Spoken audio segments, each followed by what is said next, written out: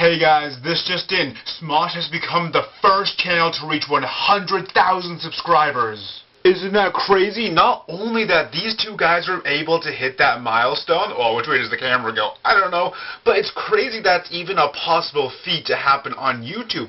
100,000, that's a lot of people. You know, it's only 2007. I can't wait to see what the next couple of decades have in store for this website. Peace out. The YouTube situation is insane. YouTubers' egos have developed big enough to think that they can expand past simply just uploading YouTube videos. Many of them have ventured into other mediums such as music, movies, books, and even jail. Fred was never arrested. I didn't realize how that would look until I finished editing it. But today, of course, we are talking about the highest art form, video games. A few years ago, I went on a journey of covering every single video game that a YouTuber has ever made. In some of the videos, I played the entire game myself and gave you a full review. And in other videos, I would just talk about the mere existence of some of these games. Not all of my coverage was treated equally. So of course, the next 3 hours is a compilation of most of those videos. And if you don't know any of the YouTubers in question, that's fine. I gave a thorough examination of their lore beforehand. Actually, I explained their lore a little bit too much sometimes, so I trimmed out those segments along with the intros and outros, etc. Now remember, don't breathe the air and good luck hunting for your meals. Some of the astute viewers may realize that this is a re-upload of a compilation. Oh, how often does that happen? Basically, this video kept getting claimed for a Tobuscus segment, a couple Smosh segments, and some of the music I used in the PewDiePie video. So I had to take it down, and I changed all that. God, I look so tired. Enjoy. PewDiePie, Legend of the Brofist, is a mobile game that was released on September 24th, 2015. It's a 2D side-scrolling action-adventure platform game, developed by the indie development studio Outer Minds, in collaboration with, of course, PewDiePie. In late 2014, Felix first showed off a small bit of an incredibly early version of the game. In it, he asked his fans for input on what the game should be like. I will need your bros' help to fill it out. I want to make a game with you bros. So I want you bros to help out, come up with anything you can. I want all your bros input on what this game should be, because I feel like this is the game for you bros after all. So I want you bros to really feel like you take part in it and taking part in making it. What kind of story do you want a game like this to be? What kind of gameplay do you want a game like this? Which characters should it be in this game? What enemies should be in this game? What abilities should I have? All these things. I want you bros to just go crazy in the comments and let me know. If you have any cool ideas, just let me know and we're gonna go through as much of it as possible. It sounded like he genuinely wanted input from his fans and was excited for his game to be made. His fans also seemed excited and many people gave their input. We now flash forward 9 months and the game was finally released on iOS and Android. It received a very positive reception. It reached #1 on the App Store and grossed over $100,000 on the first day, which was obviously very good. Let's dive into the Legend of the Brofist. The game starts with Felix finishing up another classic PewDiePie video. And that, bros, is how you make bread using your butt cheeks. He then finds out that the video somehow got 0 views. This time it's not the algorithm that's against him, but the barrels. All your fans belong to us. So that's what we're in store for today, huh? So you kill the first barrel and the gameplay starts. Your first objective is to keep Marzia safe. You move around with your left thumb and jump with your right thumb. It does control fine, it's just not my favorite way to play a platformer. In December of 2015, this game was released on Steam. That version had a co-op mode and controller support. Playing this game with a controller sounds like it would have been so much better. Playing on the phone is definitely doable, but it's just a little inconvenient and uncomfortable. Going back to the game, you jump around, collect bro coins until you get to the bedroom where you dig in a pile of clothes and find Marzia. And thanks to the fact that I played this game on an iPhone, I could not, at the time, read what it said when you found her. I figured out how to get rid of that white bar later on, but it was just so annoying. So Marzia is now following along with you. After that, I spent a good amount of time collecting coins for a while without ever even noticing that there was a pink arrow. So I followed the arrow and dig through a pile of clothes to get some headphones, and then I realized realize I have a bunch of stuff I need to collect. In this very moment, I was scared the entire game was going to be like this. Just an endless arcade style game where I just collect items from piles and different levels while dodging barrels endlessly. But thankfully I was wrong, as you eventually find keys to a car and leave, but not before getting a call from the Barrel King. I captured all your fans, and soon the legendary Brofist shall be mine! The legendary Brofist? The hell is that? I actually love how Felix voiced his character and the Barrel King like he would in one of his videos. It just feels really campy, I don't know how else to put it. Martzia, along with every other character in the game, also has voice acting from the original people. Capoons, you have to say your fans. It does feel like she's phoning it in a bit, but it's not just her, I promise. Yeah, thanks for the rescue. Now let me help you. My eye and I will guide you through this place. And I'm not a fan of a lot of the pixel art for when they're bigger. This game looks fine when things are small, but the bigger portraits are a huge hit or miss for me. Anyway, Felix and Martzia set out on a quest to stop the barrels from obtaining the legendary Brofist. Now I can get back into bed and eat snacks all day. Every single time you beat a level, you are greeted with this dancing PewDiePie that I feel a strong urge to kick every time I see it. Every character does have their own unique dance, which is kinda cool. Once you beat level 1, you get to see the map, and it's laid out like so many other level-based games. There's a menu filled with power-ups and characters and upgrades you can buy. There is a good amount of unique abilities that accommodate for many different playstyles. The playable characters are Felix, Martzia, Markiplier, Cinnamon Toast, Ken, Cryotic, and Jacksepticeye, along with a bunch of different costumes. There's also a duck character that you can unlock by collecting all of the collectibles. And all these characters come with their own power-ups and gimmicks. But of course, most everything is locked at the start. There's also a collection screen showing you that there's actually a decent amount of optional collectibles. At this moment, I only have enough money to buy a couple things, so I buy Martzia and a healing ability and set out for level 2. There's also a level difficulty you can select. And because I ain't no bitch, I went for the hardest difficulty that was available, Bro Mode. The next level has you escaping from General Barrel as you hop from car to car. If you jump on the street or lose all of your HP, you die and have to start from the beginning. This level is the hardest level in the game. Yes, you heard me right. Level 2 is the hardest level in the game. No, it didn't help that I played on Bro Mode, but I played most of this game on Bro Mode as well. And the best part of this level is you only see one other level like this in the entire game. Okay, so why is this level so hard? First of all, it is completely different from that first mundane level. Here you're introduced to the cars, exploding barrels, gas barrels, barrels that shoot at you, and rolling, jumping barrels. There's these ducks that blend right in with the background. The first time I encountered them, I literally thought they were just visuals. And don't forget that General Barrel is chasing you down as you're hopping from car to car. And you have to figure out how the cars move and which parts of the car you can actually stand on. This is level 2. Level 1 had stupidly easy, no-risk platforming. That level had a few different types of barrels in it, yeah, but it was such a safe environment where you could figure out how all of them work and none of them were complicated to grasp. And not to mention, you weren't on moving cars the entire time. Yes, like I said, I made this a lot harder on myself by playing on Bro Mode, which means every hit counts for 3 hearts. But even if I played on the easiest difficulty, there is such a learning curve here and so many new things here, I feel like it would have taken me a bit of time regardless. By the way, in these levels you have Edgar and Maya following you around. They serve as an extra hit for when you're about to die, which is nice. I did eventually conquer level 2 and oh no, General Barrel has you cornered! Nowhere to run.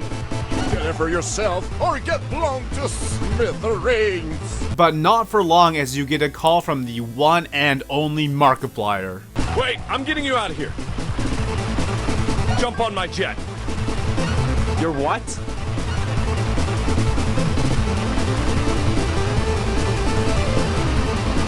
Oh my god. Top tier storytelling. Where did you get a jet? Oh, that? Just something I got on the internet. The next level is an auto-scroller where you're flying on an airplane. This level is stupidly easy compared to the last one. At the end, you kill General Barrel and set out towards the North Pole to kill his brother. After that level, Markiplier becomes a playable character. From this point on, I won't be going over every individual level. We would be here all day if I did that. So in general, this game is actually pretty good. It throws a lot at you and always stays moving, which can be nice, but at the same time, it can be very annoying. Like, how was I supposed to know that this cutscene had even ended and that this T-Rex was going to kill me in one hit? The game feels like it's trying to be too many different types of games too fast. You go from a basic tutorial to cars to planes to a linear platformer to having to just survive the clock to another few linear platforming levels to a boss. All of those different types of levels do work just fine in this game, but I went into this game blind, and after the first 5 levels of this game, I had no idea what to expect. It of course ended up mostly being a linear platformer, but it does take a while to know that. So it can feel like a lot sometimes, but it controls very well overall. I'm no expert in level design, but only one thing stuck out to me as terrible game design. In this one level, penguins are coming out of the left side of the screen, which if you're playing on mobile, you can't see them because of your thumb that you need to use to move. So during this level, I ended up playing just like this. Nothing else stuck out to me as terrible, which is obviously good. However, there was one glitch that I found. If you die and reach the end of the level at the exact same time, you are given this awful noise. I will also add that it took me a good while to figure out that I had to dig up collectibles in this game. I'm not totally docking points for this because they do show you that you can dig in level 1, and I guess the collectibles are meant to be secret that you have to find for yourself. I was annoyed once I realized how many collectibles I missed, and I didn't enjoy the levels to the degree on where I wanted to go back to get the extras. But regardless, they are a nice touch to the game. And this game is not completely linear, there are some branching paths to be had. At some point during each level, this camera octopus thing comes out and takes your picture. At the end of the level, it'll give you the option to post it online for your friends to see, which does sound cool, but the picture is always taken at a fixed point in each level. So I wonder, how unique can this feature really get? Oh look, at this point in the level I was jumping! Oh no way, I was running there! This isn't a big deal, I just feel like it'd be cooler if you could send the octopus out whenever you wanted to. And as it stands right now, I just ignored it and it felt like a waste of time. This game is decently difficult playing on the bro difficulty. I stuck with it until this Christmas level that just kicked my ass. I wouldn't say that this one is particularly hard, but it was moderately difficult and so very long. I just got fed up with starting over and switched to hard mode. And this is when I lost my mind. There's checkpoints in this game? You're telling me I could have used checkpoints in that awful car level? I can't stress enough how this genuinely blew my mind. Bro mode did not have checkpoints and every hit took 3 hearts. Now every hit takes 2 hearts. There is a lot more hearts that spawn in, and there's checkpoints that fully heal you. I know I did this to myself, but I had no idea how much harder I was making it on myself. From this point on, I played on hard mode the entire time and felt no shame for it. Unfortunately, hard mode is actually really easy. I just flew through the entire rest of the game after this. Every level was a piece of cake. I hardly even worried about taking damage given how hearts spawn so often, and especially since the checkpoints fully heal you. I really do wish there was a balance between these two difficulties. I would love a difficulty that was the same as bro mode but just added checkpoints that don't heal you. But instead you have to play a game that's either too easy or too tedious. Let's talk about the story. Where did you get that copter? It's really just whatever. You're making your way to the King Barrel to free your fans and stop him from obtaining the legendary Brofist. And I hate to say it, but this game really wasn't funny either. Everything is based off old school PewDiePie, and I didn't really watch him a ton back then. I am sure so many references flew right over my head. There were some things that I understood, like Stefano's a character and you have to fight Falcon Lover. I accept the contract. This story may be way more enjoyable if you were a huge fan of PewDiePie during this time, but since I wasn't, it just didn't do it for me. I'm sorry. I just wanted to be naughty. Everything just felt so to lols random, which I'm willing to bet is at least a little bit in line with old school Pewds.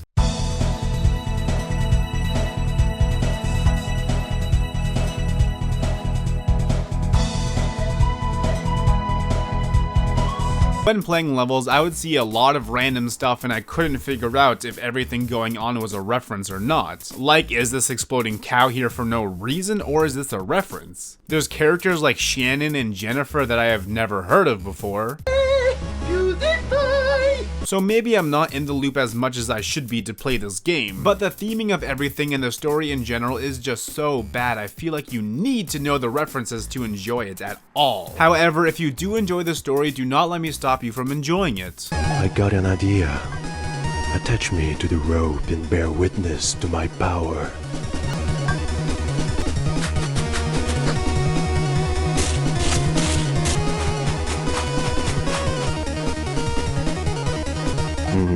Guys?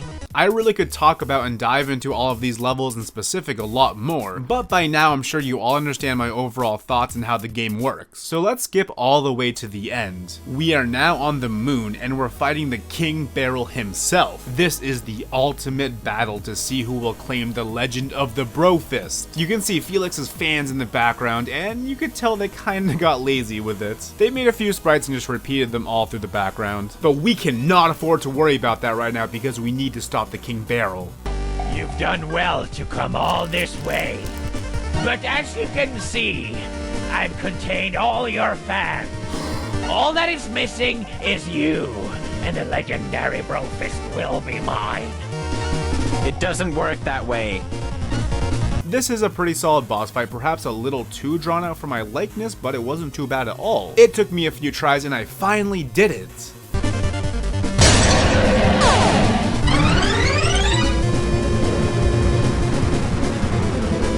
What's happening?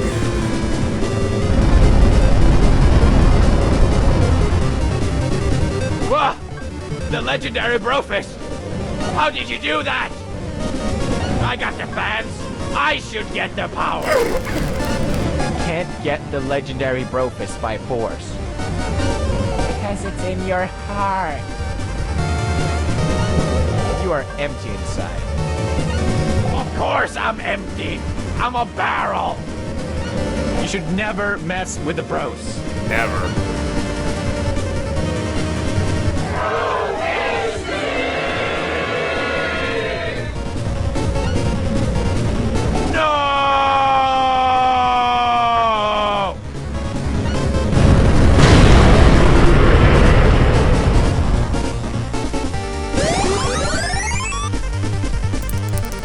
So then the entire gang's dancing and the credits roll and now it's over. When I first killed King Barrel, I was on hard mode but my phone ran out of storage so I couldn't capture the fight at all. So I redid the fight but played it on the easiest difficulty to just get the footage. And what I found out was the second half of the boss fight is just skipped entirely, which I hate. I hate to think that I may have been missing out on content for the entire game because I wasn't playing on a harder difficulty. But for the most part I was, but I just hate that in general. So I talked a lot about the pros and cons of this game, but what are my overall thoughts? Is this game worth the $4 on the App Store or the $8 on Steam? If you like platformers and you think you would enjoy what you just saw, then honestly, I think it's worth it. This game is not perfect, but it does give you a few hours of fun game time. And if you're looking for a good challenge and want to 100% the game, then you have a good challenge here. At this point, it's obvious that this game was made directly for fans of PewDiePie, and perhaps that, along with the fans' heavy involvement, is why it didn't receive more long-term success. At the time of the game's release, I was not a huge PewDiePie fan, so I never even considered picking up the game, despite the fact that I was a huge platformer fan myself. And this game wasn't bad, but it also wasn't good enough for people to really vouch for outside of its own niche. And not to mention the fact that this game is very dated. Most new school PewDiePie fans will not understand many references at all unless they do their research beforehand. Earlier I mentioned that some controversies may be a reason why this game has died. I'm not speaking on any controversies with Felix. I am talking about Cryotic, one of the playable characters in the game. No, this is not Dream, but they do rock similar aesthetics. Cry and Felix used to collab a lot and they seem to be good friends. I will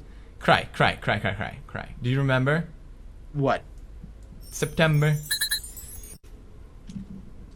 But as of 2020, it's come out that he was grooming minors and thus his controversy began. He was kicked off Twitch and hasn't uploaded on YouTube in almost 2 years. Oh, cry.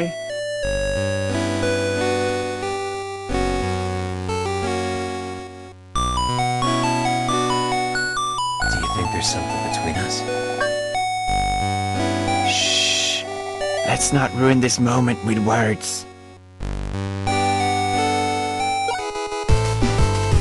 Poots, what are you doing? So naturally, I'll now be covering the second game he made, Tuber Simulator. I'm sure most people watching are at least familiar with Tuber Simulator, even if you've never played it for yourself. Today, I'll explain what the game is, how it works, and I'll explain the game's initial success, followed by its massive explosion 3 years later with PewDiePie's ads. And then we'll look at the state of the game today, another 3 years later. This game was released on September 29th, 2016 on iOS and Android. It was created by Outer Minds in collaboration with Revel Mode and Felix, of course. Outer Minds are the same people who worked on Legend of the Brofist. Revel Mode was a YouTube network that was owned by Maker Studio, which is a multi-channel network that's owned by Disney. However, Revel Mode did not last due to some controversies with Felix. Yet Revel Mode's name is still there every single time you boot up the game. Tuber Simulator became the #1 game on the App Store for free-to-play games with over 1 million downloads in less than 24 hours. However, this did cause server issues for the game. Despite the issues, people were giving it positive reviews and plenty of other YouTubers were playing it. The game was an instant hit. But that's only the tip of the iceberg. Before we continue, let's take a look at the game itself and see if all of the praise was warranted. Tuber Simulator is an idle and simulation game that parodies the life of a YouTuber, not to be confused with YouTuber's life. Unlike Legend of the Brofist, this game is actually well written and funny. Not that there's much story to it, of course. In the game, you create online videos, gain subscribers, and get views, all while decorating your office. You make videos that earn you views that you can use as currency. You use that currency to buy items to decorate your office with. You can decorate your office however you want. And the more items you get, the faster you level up. And the more you level up, the more items you get, and so on and so forth. The game is an endless cycle. You get subscribers once your videos are published. The more subscribers you get, the more skills you're able to unlock in the knowledge tree. Here you can get a multitude of perks that can help you get more views, more subscribers, new features, etc. You upgrade each perk with brains that you get through leveling up, and that's the game at its core for you. Like I said, it's an idle game, and at the end of the day, all idle games work mostly the same. You start off the game playing a lot as everything's happening so quickly, but as time goes on, you have to let the game just sit and do its thing, while you check back maybe a couple times a day. There are mini games to help things go by fast, but they all cost views to play or are time gated, which kind of turns Tuber Simulator into a balancing game with how you spend your views. These mini games are fine, but absolutely mindless. I will not tell you how much time I spent playing Peggle and enjoying the satisfying sounds as the pugs fell down. Also, as a side note, shouldn't this be called Pugchinko instead of Puggle? There's another currency called bucks that the game really wants you to spend real money on. You can get bucks by playing these games or waiting for Sponsor Eagle to drop some off. However, it's very slow to build up bucks this way, and they really just want you to pay for bucks. I feel like every single idle game has this type of currency. Bucks are nice to have, they can speed up deliveries and buy exclusive items, but they are not necessary, and in my opinion, they're only there so the developers can make some more money off of you. Not saying it's a bad thing, but that's how I feel about it. And if you don't want to spend real money on bucks, that's fine. You have optional ads that can also help you by speeding things up a notch. So this is slightly off topic, but holy shit, I have forgotten how atrocious mobile game ads are. They are either so stupid or horny or even both. But hey, if it gives me more views,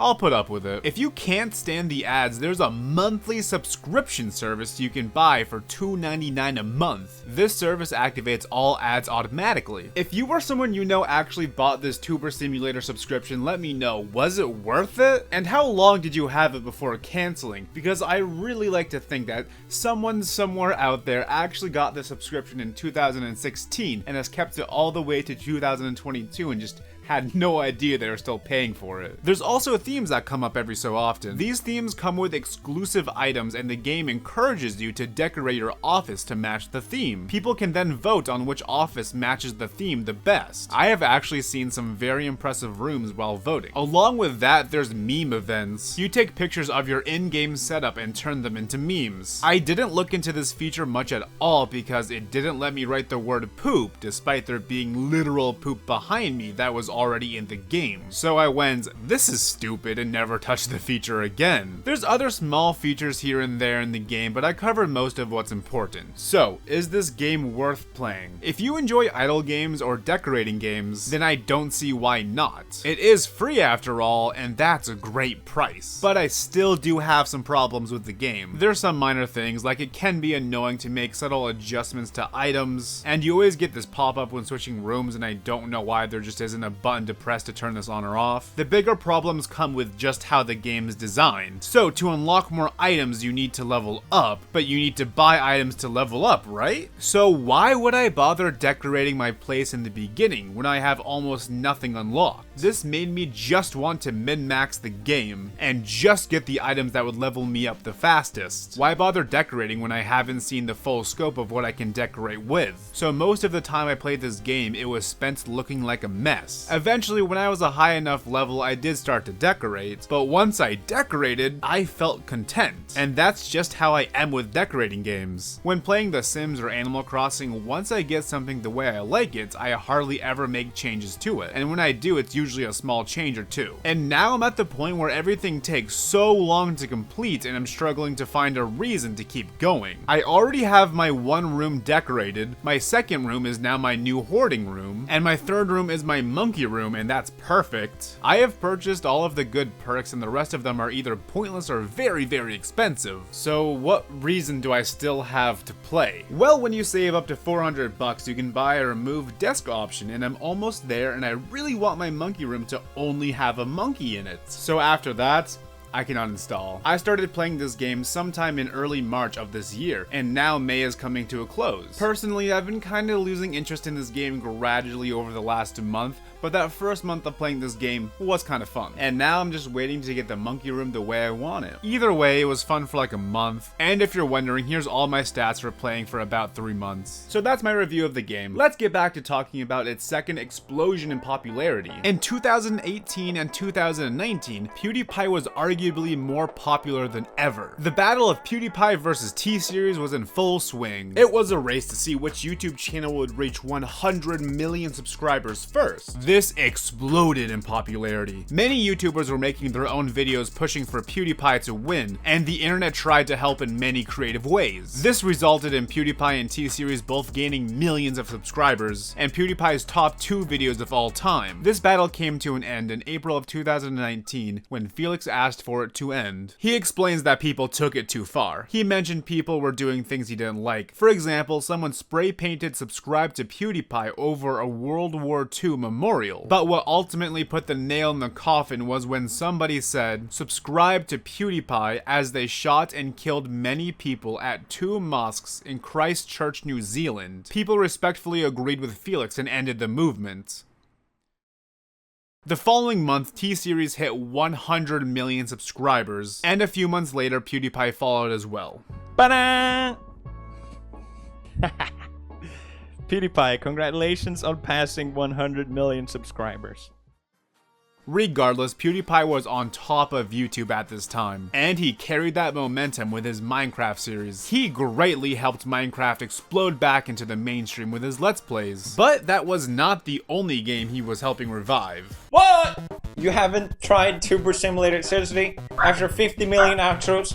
PewDiePie was making ads for his 2016 game and putting them at the end of most of his videos. He kept joking, saying that the game was still relevant, but because of these ads, the game actually did become relevant again. What started as a regular promotion became a huge inside joke with PewDiePie's fan base, which was bigger than ever. But how much of an impact did these ads really have? Well, we can look at Google Trends to get a good idea. Google Trends tracks how much a certain certain word, topic, or phrase has been Googled in a certain time period. As you can see, in October of 2016, this game soared up in popularity. Unfortunately, it went down and flatlined in November, less than 2 months after its release. It wasn't until February of 2019 that we saw any real growth again. It peaked in July of 2019, a month after PewDiePie started his Minecraft series. It did again flatline by November of the same year. If you compare the two spikes, you can clearly see that Tuber Simulator was undoubtedly the biggest when it was first launched, but it died down only a month later, when in 2019, the spike was never nearly as high, but managed to stay popular for much longer, which I would consider just as impressive.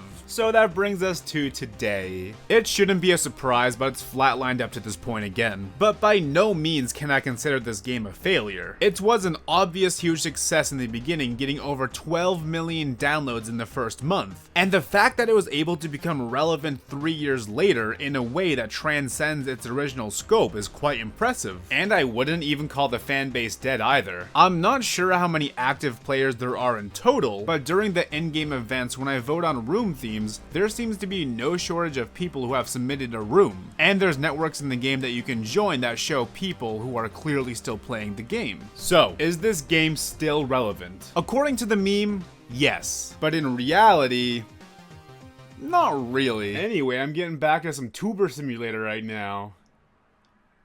Wait a second.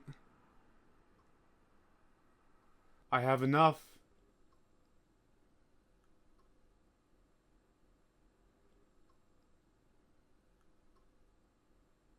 Wait.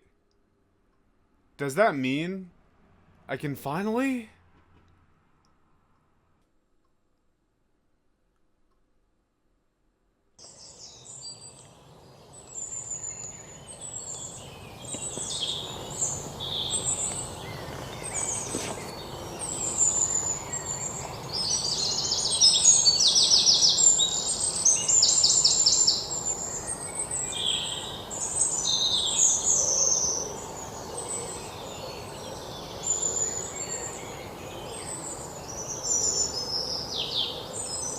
Have you heard of the small YouTuber MrBeast? Is he even a gamer? Oh, well, I guess he is. He even released his own set of video games, Finger on the App 1 and Finger on the App 2. I wouldn't necessarily call them a traditional video game, but I think they still count. Either way, I'm sure most of you guys are familiar with those apps, but what if I told you there was one more game that MrBeast is intentionally hiding from you, and he completely removed it off the face of the earth? Well, in today's video, I will tell you the story behind Finger on the App 1 and 2 and explain this mysterious video game. I thought it would be only fitting if in this video I talk about the MrBeast copycat himself, Morgz. If you don't know who Morgz is, he creates videos that I can only imagine kids watch. Well, Mum, it'd be a shame if you got paused. No, Morgan! No! No! Pause! His videos are very extra to say the least. In 2019, people caught on to the fact that Morgz was copying MrBeast videos, earning him the reputation of a cringy discount MrBeast. Morgz Ultimate Challenge! Alright, so we're graded by Morgz and now you have to customize your character. After that, it sends you to the main menu where you see 4 minigames. One's coming soon and 2 are locked, so I guess for now we'll play food or not food. Feeling hungry? I was until I saw that terrifying Bitmoji thing of Morgz. Alright, so we eat the food and don't eat the not food. Beat Morgz high score and get $1,000. Alright, I think oh god. Terrifying characters aside, this minigame is good. You have to eat as much real food as possible by swiping it to your character's mouth before the time runs out. Every time you eat real food, you gain a bit more time. And if you eat the golden glowy food, you gain a lot more time. And Morgz goes... Extra time! Fun fact, I actually despise his exaggerated voice that he uses in his videos. If you eat something that isn't food, you lose time and Morgz goes... Why would you eat that? Ew, disgusting! Gross!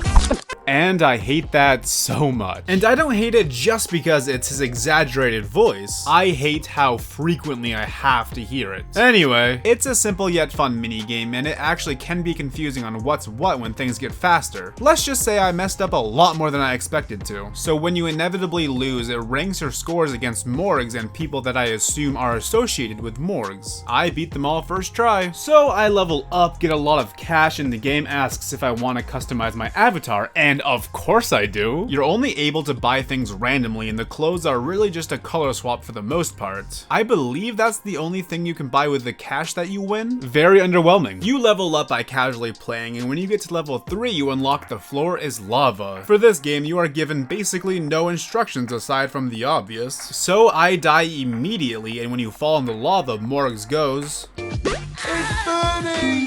and I have never been more motivated to do well than while playing this game. I figured out that you have to choose between moving either one space or two spaces. You go until the clock runs out, and you can land on watches to give yourself more time. That's it. Another yet simply surprising fun minigame. And I will say, for whatever reason, this one was my favorite. It just feels like the most straightforward and satisfying game to me. At level 6, you unlock the last game, Shark Attack. Again, you're left with little information, so I died very quickly. And again, you go until the clock runs out, and you just avoid the sharks the entire time by going side to side. There's only two types of sharks, gray and red. The gray sharks just stay still, while the red ones move last second to the opposite side. However, since the game did not tell me anything, I at first thought that they auto-targeted to you when they got close, and I was very confused. Once I did figure it out, it was very easy, but I didn't play much of it because it hurts my eyes once it goes too fast. And that's the entire app. Unless you're going for a high score in the leaderboards or trying to get all of the costumes, you're not going to be playing this game for even 20 minutes. Or at least I didn't. I really can't call this app bad because the minigames are well made, there's just not a ton to it. Along with that, you do have to put up with Morgz' repetitive dialogue. And yes, this game is riddled with ads, but that's how every mobile game is nowadays, so I really can't dock points for that, even though I really want to because it is so annoying. So if you have 10 minutes to kill and you're very bored, then I guess you might as well download this game. I can't believe I'm even saying that. So let's now move on to somebody less British, MrBeast. Finger on the App was a mobile game created by MrBeast and Beast Games in collaboration with Mischief. Mischief is described as an art collective. They've made things from a rubber chicken bong to a dog collar that turns barks into swear words. They've even worked with Lil Nas X to create sneakers, and of course MrBeast for Finger on the App. Feel free to learn more about Mischief on their website if you want to. However, their website is atrocious to navigate and it looks like it was made in the 90s. But regardless, I guess this team can help with basically anything. Finger on the App was a very simple game. You keep your finger on the app for as long as possible. You have 3 lives and occasionally you have to move your finger just to prevent bots from winning. The last person to take their finger off wins $25,000. The first competition took place on June 30th, 2020 with over 1 million players. The app worked well aside from things like Siri ruining everything on occasion. Hey Ziri, I appreciate the... Oh my god!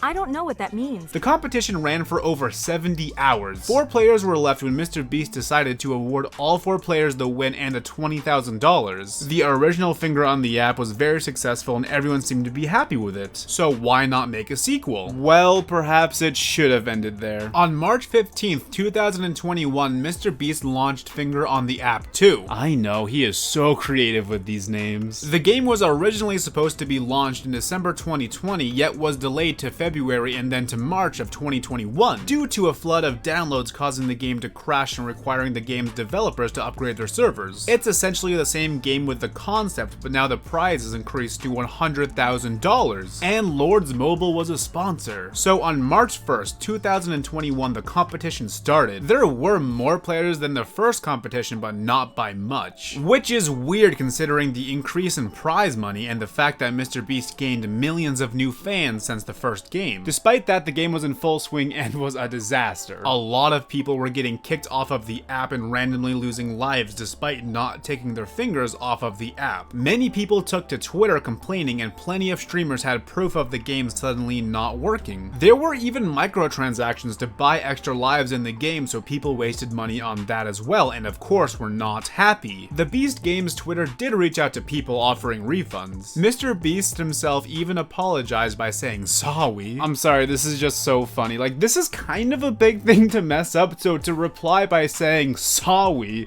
is just genuinely hilarious to me. However, he did say they're looking into it as well. The Beast Game Twitter soon posted an update with potential problems, but that didn't really help anybody. There was even a conspiracy that a Lord's mobile ad popped up to randomly knock people out, but that was just the screen that popped up once you lost, and people didn't realize that right away. After 2 days and 3 hours, a 19-year-old named SwagBacon123 was the last person with his finger on the app and won $100,000. The person in second place did get $20,000 as well. Overall, some people did have fun with the app, but more people were angry about the bugs and glitches. I do not suspect they will be making a finger on the app 3. The game's reputation overall is negative, and the second game didn't even attract a whole lot of new players, so I don't see a huge motivation to make another one, even if you did fix all the bugs and glitches. Now the moment you have all been waiting for, MrBeast's secret game. On July 30th, 2020, MrBeast uploaded a video on his second channel called Solve This Riddle for $100,000. Long story short, he was attempting to create the world's hardest riddle. It was more of an ARG, which isn't anything new, but whatever. There were 26 steps to this riddle, and whoever solves it first wins $100,000. Oh, and this entire thing was sponsored by Apex Legends. He jam-packed this first video with so many different potential clues to try and throw people off. In the description, he says that this took months to set up, and they expect this to take over a week. It only took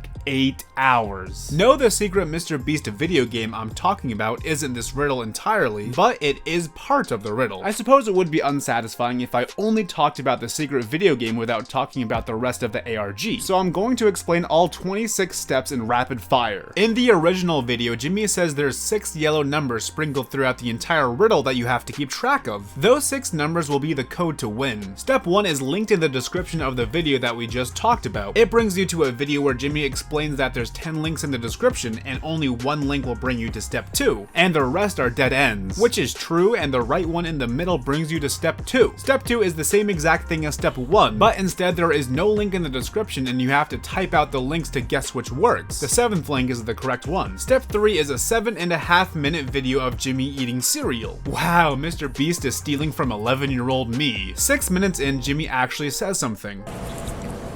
If you look in the bottom left corner of the screen, you'll see a URL. It's only going to be there for a second. All right, it's gone. Going back to cereal eating. Good luck. The website no longer works. In fact, if the website is not on YouTube, it most likely does not work anymore. Either way, all it did was direct you to an 11-minute video of Chris and Carl playing rock, paper, scissors. Throughout the video, you can hear beeping in the background.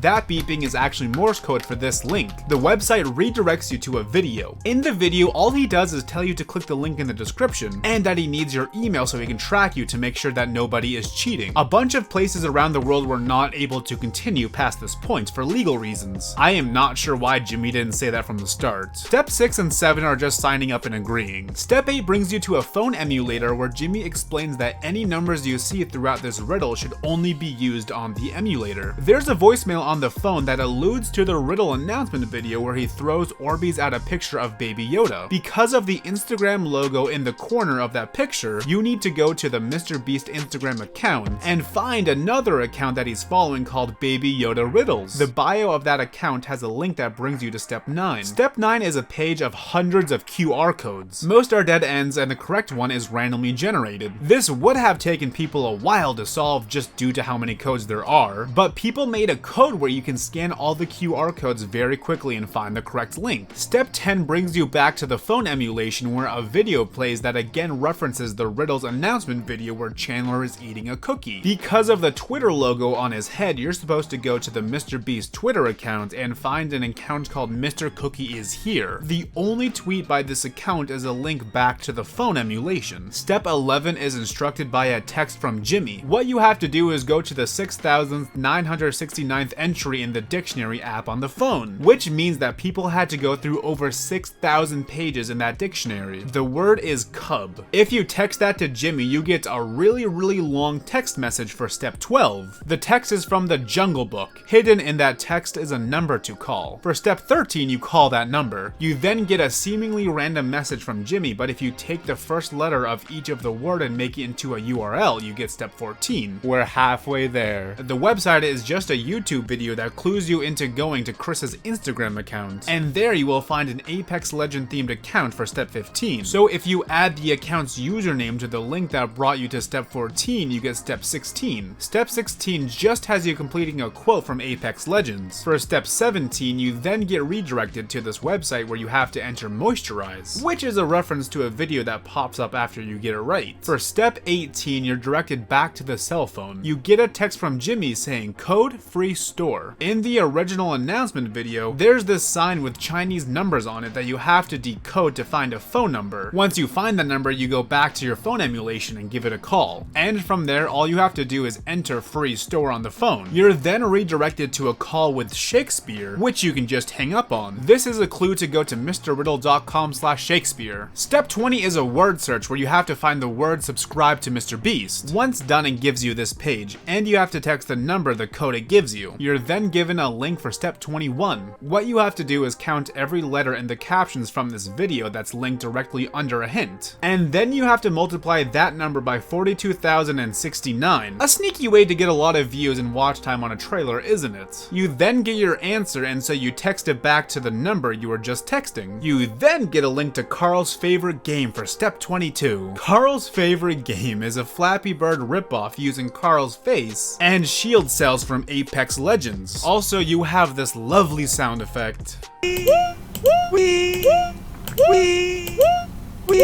There you go, there's the secret game. I'm sorry, I just thought it'd be really funny to build suspense for this just garbage game. To be fair, you can't say I clickbaited you because this is step 22 in a 26-step ARG from 2020. The original video isn't even on his main channel. How can you get more secretive than this? Not to mention the game is now unplayable. Back to the ARG. And Carl's favorite game for that matter. So you have to get to level 100 in this garbage game, and then you're rewarded with these coordinates. Fun fact, people actually made a script so you didn't have to beat Carl's favorite game. Anyway, these coordinates are to the Grand Canyon. In the original video, Chris is driving a golf cart with the Grand Canyon on the license plate, and there's a Twitch icon on top of it. So what you have to do is go to Carl's Twitch to a VOD that at the time was only a few days old. He was playing on the Grand Canyon map in Apex. 6 hours in, he flashed a random website, and that website is step 24. On that website is a stopwatch that you have to stop directly on 69 seconds exactly. Again, people made macros so you didn't have to do it on your own. Regardless, once you do it, you're on to step 25. Here you have to trial and error codes until you get to the final page. I'm not sure exactly what this means, and there were not a lot of screenshots either. Once you're on the final page, you have to enter the key code that you've been collecting throughout the hunt. And once you do that, you are all done. Congratulations on solving the world's hardest riddle. Take those 6 yellow letters you saw throughout the riddle and put them in the box below, and if you're the first person to do that, I will ship this 100 grand to your house. Congrats. So I bet you're wondering who the winner is. Well, I am too. Apparently the winner did not want any of this fame that came with solving the riddle. I can totally respect that, but that does call for a little underwhelming ending. Have you heard of the small YouTuber? MrBeast! Well, if you've been keeping up with his podcast appearances, then you should know he has interest in developing his very own mobile game. But did you know that this would be the 4th game his teams developed? His first couple were Finger on the App 1 and 2, where the last person to take their finger off the app won 25k, then 100k. Next was his giant ARG he made, aka the world's hardest riddle. There was 26 steps in total, including playing a Flappy Bird knockoff called Carl's favorite game. And finally, if you go to shopmrbeast.com right now, there won't be any merch, but instead this endless runner game called Lambo Jump. Audience? What are you doing looking at my YouTube videos? I mean, they are pretty nice YouTube videos, but you're here to watch me talk about Tobuscus. Intro of darkness, then redness, then whiteness. Okay, so Tobuscus used to be a titan over on YouTube with over 14 million subscribers across all 3 of his accounts. He was making videos of all kinds, from sketches, gaming, music, vlogs, and even apology videos. He was even on TV in the Annoying Orange Show. I did it! You fixed the engine? No! I made this sweet lanyard out of the mainframe wiring. How does that help anything?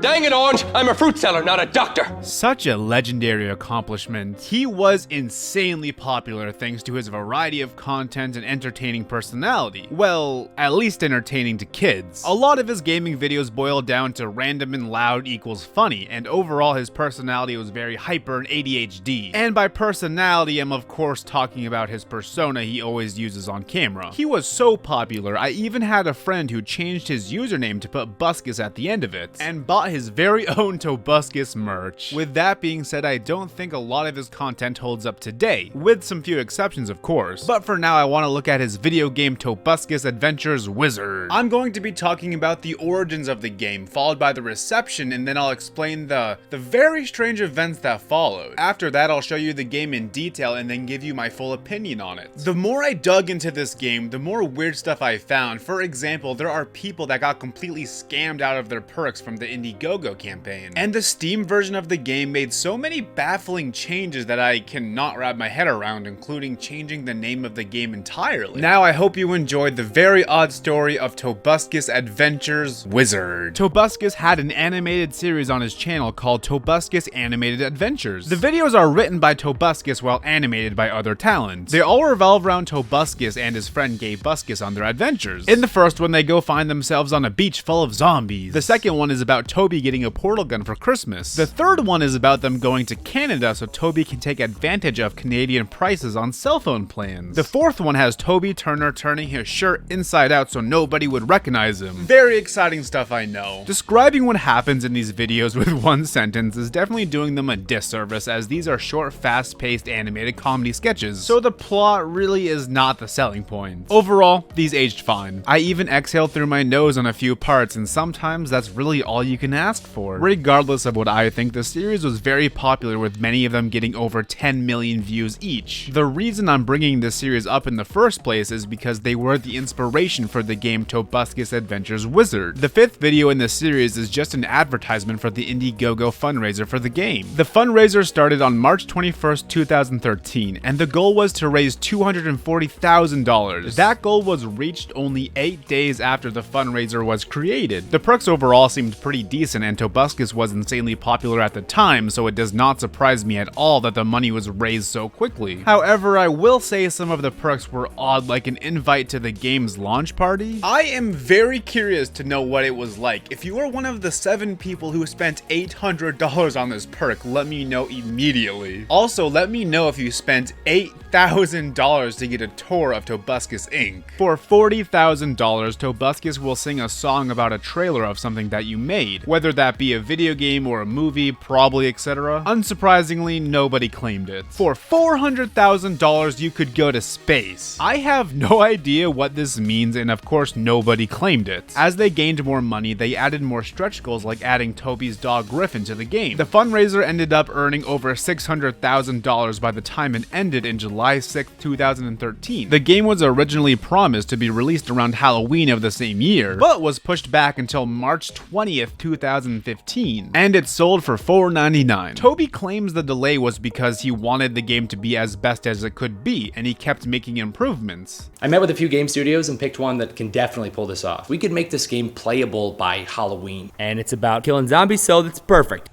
Hey audience, new year means new excuses for why my game's not done yet. Just kidding, same ones.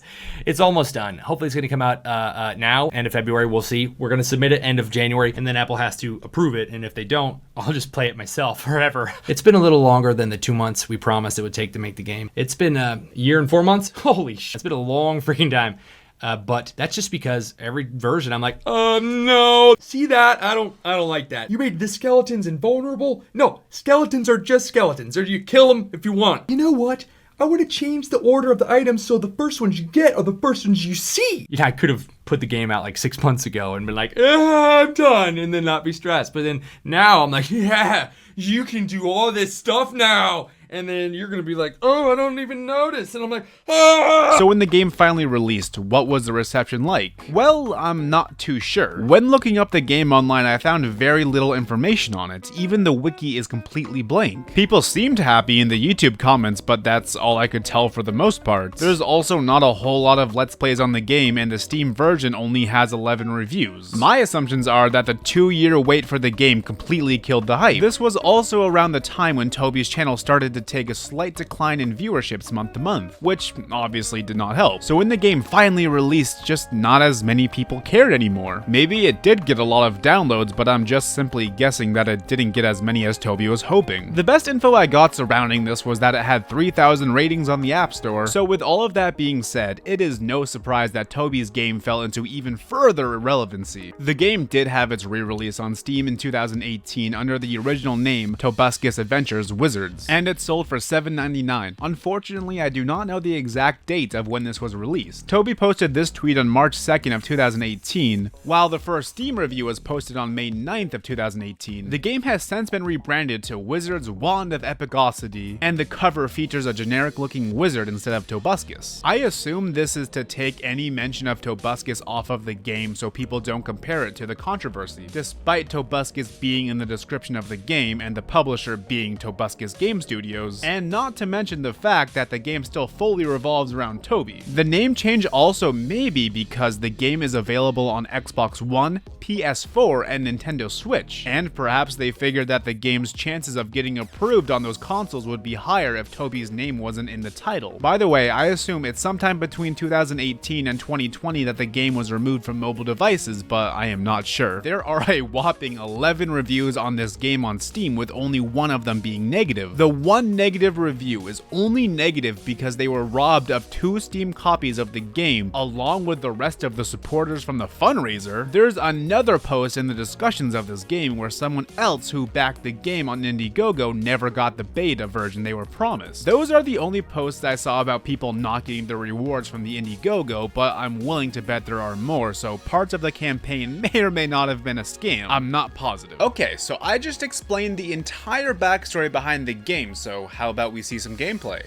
There once was a great good wizard sitting in a tower minding his business when a guy showed up named Tobuscus and he accidentally killed the wizard. Now he's caught up in a wizard war, a wicked war of wizards. Yeah.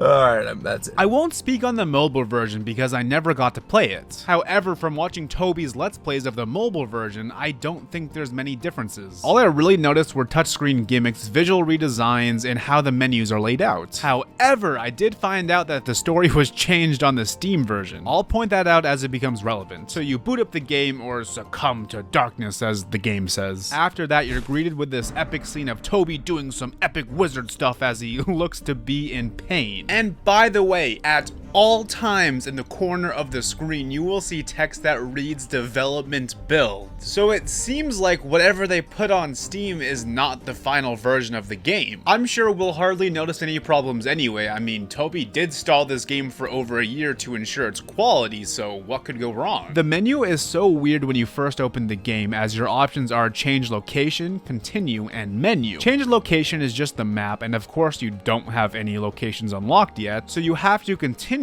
which is odd considering you haven't even started yet. Alright, so we hit continue for some reason, and we're given the first cutscene. Toby and Gabe are running away from zombies when they suddenly stumble upon a big wooden tower in the middle of a field. A wizard answers and lets them in. It then cuts to them leaving an elevator on the roof. Or at least that's what happens in the Steam version. Toby uploaded all of the cutscenes to his YouTube channel back in 2015, so we can see exactly what was in the mobile version and what was cut. For example, an entire scene was cut out of the first cutscene. Originally, when they enter the tower, they talk about some paintings on the wall of 4 Indiegogo backers who paid to be in the game. The characters then banter and make jokes as they make their way to the roof. This change is very odd considering that the people in the paintings paid to be in the game, yet were completely cut. And they cut out an entire scene when they only really needed to cut the first 15 seconds of it. But whatever, I assume this change was made to help remove it itself from Tobuscus as much as possible, or to remove these innocent people from associating with Tobuscus at all. Or perhaps they couldn't follow through with all of the promised rewards from the Indiegogo, so they rebranded the game and removed all mentions of it in hopes people would forget. So anyway, they're on the roof now. The wizard shows the two his spellbook that he can use to kill zombies when suddenly the Wizard of Darkness attacks. Toby insists on helping but instead gets the wizard killed. Toby sees this as a sign from destiny to use the spellbook to kill the zombies and kill the Wizard of Darkness. That's where the gameplay starts on the Steam version, but in the original there's 50 seconds more. The wizard explains he'll revive thanks to his ring. I'll come back to life as soon as the cooldown wears off. Oh, wow, that's so good. How long does it take for the cooldown to wear off? About 2 months. 2 months real time or game development time? How is that relevant? I mean, oh man, I guess I'm gonna have to take over as wizard for a while then, huh? I assume this is why this part was cut. Toby is making a joke about how long this game took to release, and as I talked about, it seems like any reference to the Indiegogo is forbidden. After that, the wizard tries to show Toby his collections of spells and runes, when suddenly the Wizard of Darkness blows them away. Then there's more jokes, and that's where it ends and the gameplay officially starts. The wizard now acts as a tutorial and explains how to play the game to us, and since the lore of how he'll revive was cut out entirely of the Steam game, I just assumed his ghost was talking to me for some reason and I didn't really question it. Plus, the cutscene that was removed also explains why you only start off with one spell, and get more as the game goes on. Again, if they want to erase all mention of the Indiegogo, they only need to remove a few seconds from these cutscenes, yet they removed the entire ending, leading to things just simply never being explained. So anyway, the wizard is giving you a tutorial, which is all fine and dandy, but listen to him when you accidentally go faster than the game wants you to. If you find any tacky vases on the map, destroy them with your wand and do the work. You found a wizard's robe. Whoa, I look awesome now! Alright, so what's the gameplay like? It's a tower defense game, but not the fun kind like Balloon Tower Defense. You're in a tower on a fixed location, and you have to cast spells on the zombies approaching you to stop them from attacking the tower. You use your mouse to select the target, press 1 through 4 to choose your spells, or control to stun them. Press R to refill your mana, and F to refill your health. When every level is over, an indestructible murder goblin approaches, so you have to press T to teleport away. When you beat each level, it shows you how many coins and gems you collected, how many stars you got, how long it took you, and how many zombies you killed. As you gather more spells, you can customize what you bring into each level, along with customizing your character, and the character models leave a lot to be desired, to say the least. You can buy upgrades and potions in the shop, and that's essentially the game for you. As the game goes on, you get more ways to attack, like Griffin landmines and maybe some other stuff that I don't know about because I got completely stuck in the game and I don't know how to advance. You see, when Tobuscus is slain, you restart the level to try again, but the tutorial never comes back. So when I was taught the Griffin bomb, I was also told that I needed to stun enemies before attacking them. I didn't catch that the first time I played, and since the tutorial didn't come back, I initially gave up. Once I played back the footage, I realized what he said, but I still struggled very hard on the level. Maybe there's a more intuitive way to beat this level, but I couldn't find any information on it since there's no guides or walkthroughs. Toby's Let's Play of the game even conveniently ends right before this level, so maybe it's actually impossible. I may be doing this completely wrong, but I have no idea, and I do not care enough to spend the time to figure it out. Maybe I would have been more motivated to figure it out if I was enjoying the game a bit more. I found out that you can typically teleport very early on in each level once you just get 1 star. So that's what I did every chance I got. Before I found that out, I thought you had to make it to the end when the murder goblin shows up before you can teleport, but that's only how you get 3 stars. And every time I tried for 3 stars, I just kept getting my butt kicked. Eventually, I was able to beat these levels with 3 stars thanks to buying some stuff in the shop, but you don't need to do that to move on in the game. Instead, you can easily do the bare minimum without even thinking and move on. However, the game is just too easy this way, and it's too difficult when you're going for 3 stars. Meanwhile, none of this game is fun to begin with, so naturally, this is where I stopped playing the game. I can't imagine I'm going to see anything that would change my opinion if I kept playing. There's only 20 levels in this game, and I played made 7 of them. Good enough for me. Either way, the best parts of the game were the cutscenes. Once you finish the first level and teleport away, the wizard explains how he's tracking down all of the spells and runes that the Wizard of Darkness scattered around, which is very random if you're playing on Steam, since the original explanation of how the spells were scattered around was completely taken out. The wizard then explains how to teleport, buy items from the shop, and a few other things. The footage that you've been watching from this cutscene comes from the mobile version. On Steam, they decide to hide what the mobile version of the game looks like, and instead of redoing the visuals so it could look like the Steam's version, they decide to put a 2-second loop of the tower flying in place. Here you can see me trying to adjust the window because I thought the game was glitched, but no, that's just the cutscene. And now listen to how it ends on the Steam version. Don't forget to find it before teleporting. Sounds pretty cut off, doesn't it? Well, that's because the original version has a part where they explain microtransactions and how they work. I get why they removed this part entirely, as microtransactions are no longer a part of the game, but I have no doubts they could have done a much better job at ending this. The third cutscene just explains how you can use Griffin to plant bombs. Both versions of the cutscenes are the exact same, except when they show the mobile screen. Here they cover it up with Griffin panting. And there's also this weird moment of black where it seems like they just made a mistake and never fixed it. Not to mention that it cuts off at the end again. Man, you are the weirdest person I've ever accidentally killed. Unfortunately, this is where I stopped playing the game. I will no longer be able to give you the comparisons between the two versions. At this point, I'm sure we can all expect what level of quality to expect from the Steam version anyway. From this point on, I will only be talking about the mobile version. In the next cutscene, Toby finds all the pieces to the Frost rune, and then the wizard tells him that he can enter the lava levels with that rune. That's it. This time, even the YouTube video slightly cuts off at the end. When you're ready to lower your lifespan. Toby then finds another piece of a rune and tries to put it together, but he cannot. Meanwhile, we're hearing the same sound effect of 2 pieces of cement rubbing against each other over and over, despite that not being what Toby is doing with the runes in the video. Once I hear it, I cannot focus on anything else, which is incredibly annoying as this scene is over a minute long and Toby and the wizard are just rambling about literally nothing important and just telling bad jokes. Here goes nothing. Literally, because nothing is happening. Uh-oh. Dude, there's no way these things fit together. Well, I for one hope they do, because if not... Yeah, I know. Don't say anything. It's not gonna help. Okay, just making sure you know. Yeah, I know. Don't say anything. That everyone... Yeah, I know. In the world would be made immortal. Yep. Then suddenly the runes connect and the wizard tells Toby to upgrade his wand to the Wand of Epicosity and to fight the Wizard of Darkness. Now go upgrade your wand to the Wand of Epicosity and give him a battle he won't remember 'cause he'll be dead. Alright, so now the entire gang is outside the Wizard of Darkness's castle, so naturally they confront the Wizard of Darkness. Here, Toby and the wizard just obnoxiously and pointlessly roast each other for almost 2 minutes. Then the wizard reveals he's using Tim Tim as a human host so he can survive. And you just need to watch this next part for yourself. I don't have a dictionary, but I do have your birth certificate. Okay. Do you know what the difference between mortals and immortals is? Eternity?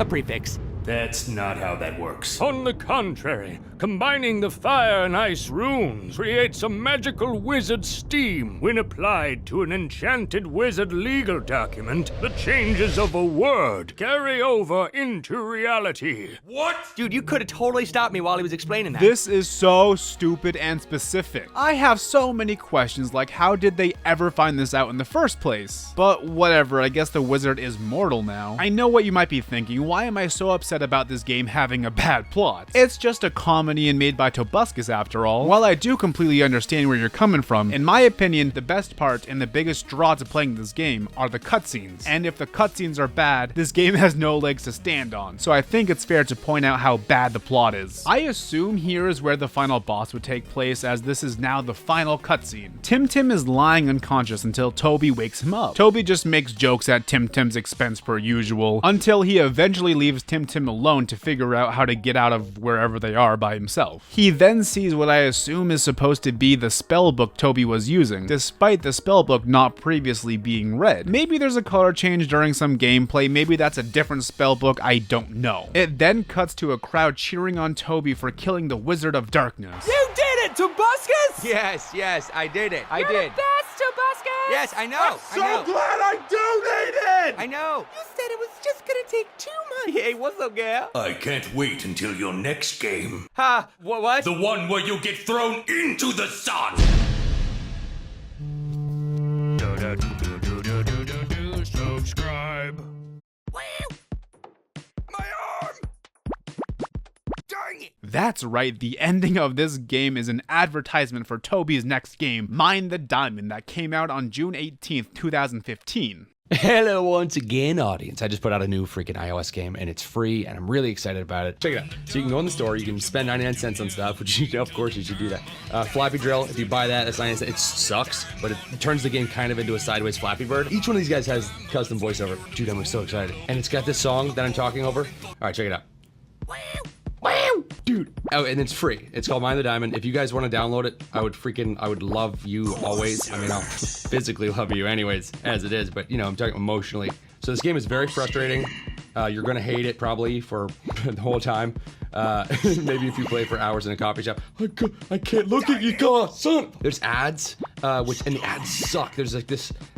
We had to put ads in because you know it's like freaking expensive to make that. Nowhere near freaking Wizards. If you guys haven't played Wizards, please play it. It's so freaking fun. But it costs $5. This is free. I'm talking really fast. I'm not really saying anything. Oh, get up in the sky with Lucy. Toby, that's a drug reference. No, it's a Beatles reference. I've never done that. I'm gonna pause it. This game is called Mine the Diamond. If you're good enough, you can get up to the sun and your skin melts off and you're just a skeleton.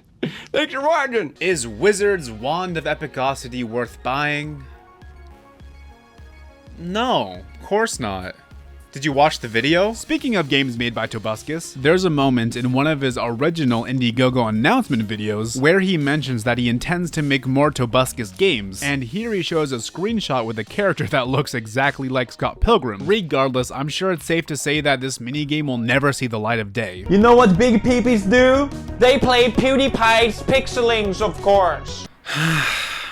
Come on. Now I want to circle back and talk about Pewds with Pixelings. I absolutely hate this game. Now, I'm not a hater of Pewds games in general. I enjoyed his first two a fair amount, albeit they weren't flawless. But this one just does not do it for me. So, am I alone in feeling this way? Pixelings never seemed to be talked about much by fans, even when it was new. I've even seen plenty of people say they didn't even know PewDiePie had more video games. Which strikes me as odd since he put trailers at the end of his videos promoting the game just like he did with Tuber Simulator. On Google Play, the game has 1 million plus downloads and 97.9 thousand reviews. For context, Tuber Simulator has 10 million plus downloads and 2.03 million reviews. I only mention the comparison to give context on how successful the game is since I don't have much else to go off. Apple's App Store shows similar numbers with Tuber Simulator having 5 times the amount of reviews as Pixelings. The vast majority of ratings are positive. It has a 4.6 and 4.9 on Google Play and the App Store respectively, so clearly people enjoyed it. I have no idea what metrics PewDiePie would use, but from what I can tell, I would call this game an overall success. Over a bazillion players have downloaded, and it's got a perfect score.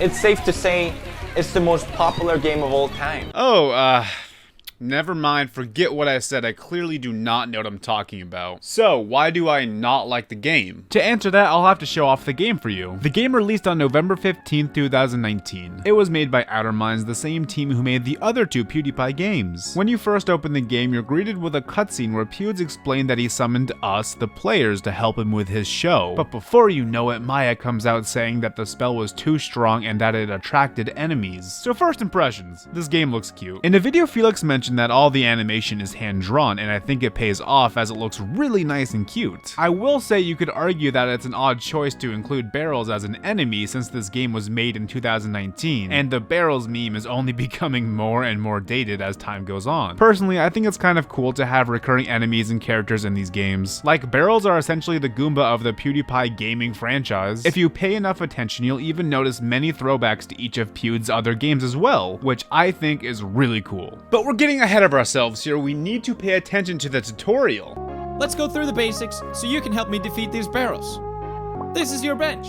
Pixelings in here can be deployed on the field. Just kidding, I'll explain it a little bit faster than that. This game is a real-time idle RPG. You fight enemies with Pixelings, who are these tiny little creatures. You place them down and swap them around depending on your situation. There's a few different ways Pixelings can attack. Some will attack the enemy in the middle, others will attack the enemy directly across from them, and the rest will attack the enemy with the lowest amount of health. Along with this, they all have special abilities that they can use once after every 3 attacks. There are 4 different types of specials a Pixeling can have. They can boost damage, give defense, heal, and either stun, drain HP, or poison the enemy. There's also quite a bit of different types of Pixelings. I really love the variety and uniqueness with them. Do not forget you also have spells that you can cast during battle. All of this does call for a decent amount of strategy, and I think the combat is fun and satisfying. Once you beat a level, your Pixelings will level up and you can customize your team before moving on to the next level. There's also apparently skins, but to my knowledge I never unlocked any. At the start of each level there's a short cutscene that advances the plot. And speaking of the plot, it is not anything special. It's kind of charming and funny, but overall I didn't care for it most of the time. I wish they worked on the story just a little bit more and put the cutscene before every few levels as opposed to before every single level. But hey, if you enjoy the story then that's awesome, it just was not for me. Also, this game isn't completely linear. Once in a while you'll have an optional level to beat, which is fine, but I partially feel like they were just added so they could say this game has branching paths or something. There are also a couple other game modes. There's trials where you battle until you lose, and PvP. Just do not expect to get a match with anybody in PvP nowadays. It's a shame that PvP takes so long to match because I can see potential for some fun here. In a video where Felix first played Pixelings on his channel, he says that they wanted to make this game more competitive, so it's sad to see that the PvP is no longer a solid part of the game. However, the trials are kind of fun. If I got a little bit more into this game, I could 100% see myself going hard trying to play for as long as possible. There's also guilds in the game. I joined FNAF crew. Oh wow, it's a mid-editing update. Who would have seen this coming? So this is the point in the video where I talk about the main reasons I hate the game. However, I just did some research in the middle of my editing and I found out that the main reason that I hate the game was stupid. So I was initially struggling on what I'm gonna do for the second half of this video. Like, do I just change everything? Do I scrap the video? Do I rewrite the entire script? But then I realized I don't need to change my point too much because it still stands if you look at it from a different angle. I know that might sound a little bit weird, but just bear with me here. So now I'll explain why I don't like the game and I'll interject when I need to make myself clear. Look at this menu. What am I looking at? There's too many things to press, too many exclamation marks. It's way too flashy and way too confusing to look at. It's overkill, and not just visually, I feel like there's way too many small features here and there. For example, there's energy, something that I have never ran out of, and I'm not 100% sure what it's supposed to do and how you run out of it. And even as I'm talking about this, I'm not even sure if I've clicked on everything here. There's just a lot going on and a lot to keep up with. I still agree with everything I said there, but here's what I messed up. The UI issue was originally only a small part of my problem, until I found out it's the entire problem. My initial biggest gripe with the game was just the entire idle system to begin with. Now, I don't mind idle games, I find them very enjoyable sometimes. And my old opinion was that the idle portion of the game just doesn't belong here. So you can get Pixelings and other goodies from completing levels, but the main way you get powerful Pixelings is through the idle system. You have eggs that you have to hatch, and once you do, you'll be rewarded with a new Pixeling. So what initially happened was I thought getting these Pixelings from eggs was the main way you could get more powerful Pixelings. And I thought that was so stupid because that would have meant that if you don't feed into the idle side, you'll become underpowered in the game. Before I looked at the idle side and was just playing the game casually, what happened to me was I got stuck on a level and I could not beat it at all. I played the level so many times trying to think of a way to beat it, but I just couldn't. I put the game down for a few days until I picked it up again, only for the same thing to happen. That's when I started exploring this atrocious menu and learned about the idle system. I then waited for my eggs to hatch and beat the level first try, and I felt nothing. I thought that was not a satisfying way to beat a hard level. I was thinking I could have had the smartest, biggest brain strategy ever, but at the end of the day, it was never going to matter. I thought all I had to do was just wait for an egg to hatch and then the win would be handed to me. I was thinking this hardly even counts as a video game at this point. As far as I could tell, the gameplay loop was fight, get stuck, wait, win, fight, get stuck, wait, win, and kind of game's that? However, it turns out that is not completely the case. I was missing out on the entire upgrading system. I found out about this through a video by PhoneCats. God, I don't know if I'm a dum-dum or not, but I couldn't figure out how to upgrade cards in PewDiePie's Pixelings. So, I can upgrade a couple cards. I can either go here, and the ones that have a little green number on the top right, I can upgrade. But I couldn't figure out what to do. I tried clicking on the bubble. I tried clicking on that. You gotta press and hold on the unit, and then there's a little upgrade button. I think when you can actually upgrade the card, that needs to be flashing. Because us tiny brain mobile gamers, dude, there's no way that people are going to figure out the long press.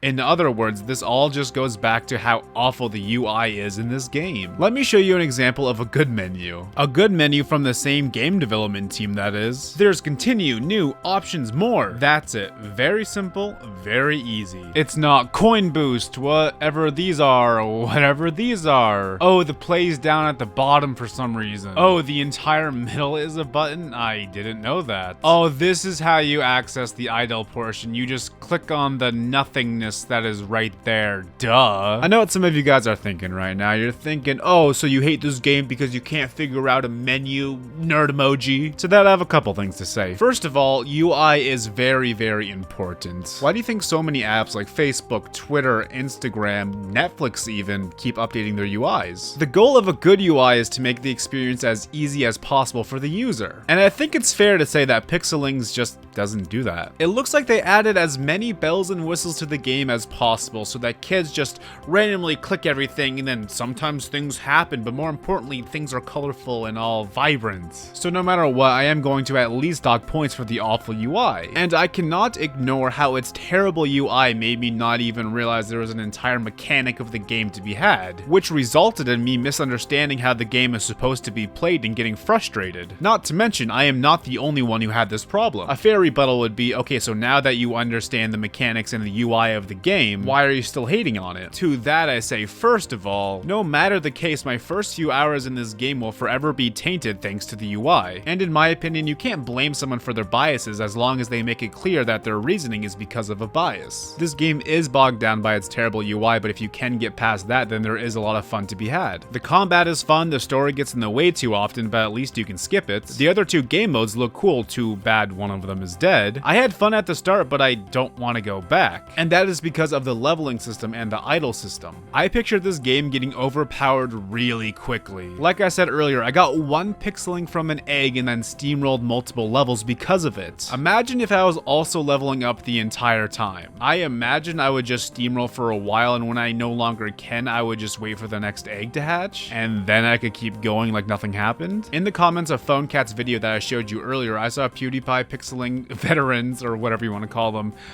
bring up similar points to what I said. I feel like the main campaign of Pixelings hardly even counts as a game at this point. It just feels like busy work with charming visuals and PewDiePie's name slapped on it to make it sell well. I don't say this to make fun of Pewds or Adder Minds at all. I do think they tried to make a decent game here. If anything, I do feel like I have more of a cynical view on this. And I completely understand if someone disagrees with my take, and I think most people do given the ratings on the App Store and Google Play. In general, I do see the appeal to the game, and I'm sure most people who enjoyed it and left a review were people who went into this game with a way more casual mindset than myself. Do not let me stop you from enjoying this game. If you think the game looks fun, then definitely give it a try, and I hope you enjoy it. Ethan and Ela Klein are a married couple who co-founded the YouTube channel H3H3 Productions together. H3H3 used to be a very successful and very beloved channel. During what most people would consider their golden era, most of their videos were reactions and commentaries on many different topics and people. The two started uploading less and less on their main channel, and instead started focusing more on their podcast. Eventually, their podcast took over as their main form of content. Podcast channel was and is still very successful. However, due to the unfiltered nature of podcasts, people started to view them in a different light. I could go into much more detail about the two and about their YouTube careers, but that's just not what I'm here to do today, and there's already so many videos that cover this exact topic. So instead, what I want to cover is their very weird relationship with video games. In 2018, they worked together with Outerminds to create their very own mobile game. However, we'll talk about that later, as that's not the weird part of this video. Many YouTubers already have their own mobile games, but what most YouTubers don't have is their own DLC in Payday 2. Payday 2 is a 4-person co-op shooter where you work together to pull off many different types of heists. And Ethan and Hila are 2 YouTubers. They're not even YouTubers who play Payday 2 on their channel, or even have a gaming channel to begin with. So why are they in the game, you ask? Well, according to the lore, Ethan is proof that you can never really know what's going on inside Bane's head. For context, Bane is the contractor of all the heists in the game. His skills in public relations and engagement attracted the interest of Bane, who convinced him and his wife Hila to join the Payday gang with the promises of restitution, fortune, and glory. Rumor has it that Hila underwent extreme training in the Israel military, and while she keeps denying it publicly, something definitely caught Bane's attention when he asked her and Ethan to join the gang. But in reality, their inclusion started April 1st, 2017, as a very random and goofy April Fool's joke by Overkill, the company who made Payday 2. This wasn't the first time they've done a joke like this for April Fools, but it was certainly the first time their joke became a reality. It released on November 22nd, 2017 for $4.99. None of the revenue from this DLC goes to Overkill but to H3H3. The goal was to help pay for their legal fees regarding their copyright lawsuit. I'm not sure why Overkill had a specific interest in H3H3 to begin with, but hey, I'm not here to argue. This ended up being a very charitable DLC. However, the majority of the Payday 2 community did not seem to be thrilled about this. On Steam, the reviews are mixed. Most of the positive reviews seem to be from H3 fans, people reviewing it as a joke, and people happy with the funds going to help them. A good amount of positive reviews also start with a statement like, let's ignore the fact that H3H3 are in this pack, and then proceed to rate the DLC positively for other features. And people seem to dislike this DLC because it's fucking weird, the models are ugly, the voice acting is bad, and I mean obviously some people don't like the couple for one reason or another. So let's break down these reasons. To start, it's obvious why the two just don't belong in a game like this. It's incredibly random. They're 2 former commentary and react YouTubers who now exclusively podcast in their mid-30s. Why the hell are they in a game about heists? Aside from maybe people who just don't like the two, I don't think anyone's complaining about where the money is going, but I do think it's a fair argument to say that these two could ruin the integrity of the game, for one reason or another. I mean, their real-life backstories as YouTubers are in the game, and their special perk that they come with is literally a vape.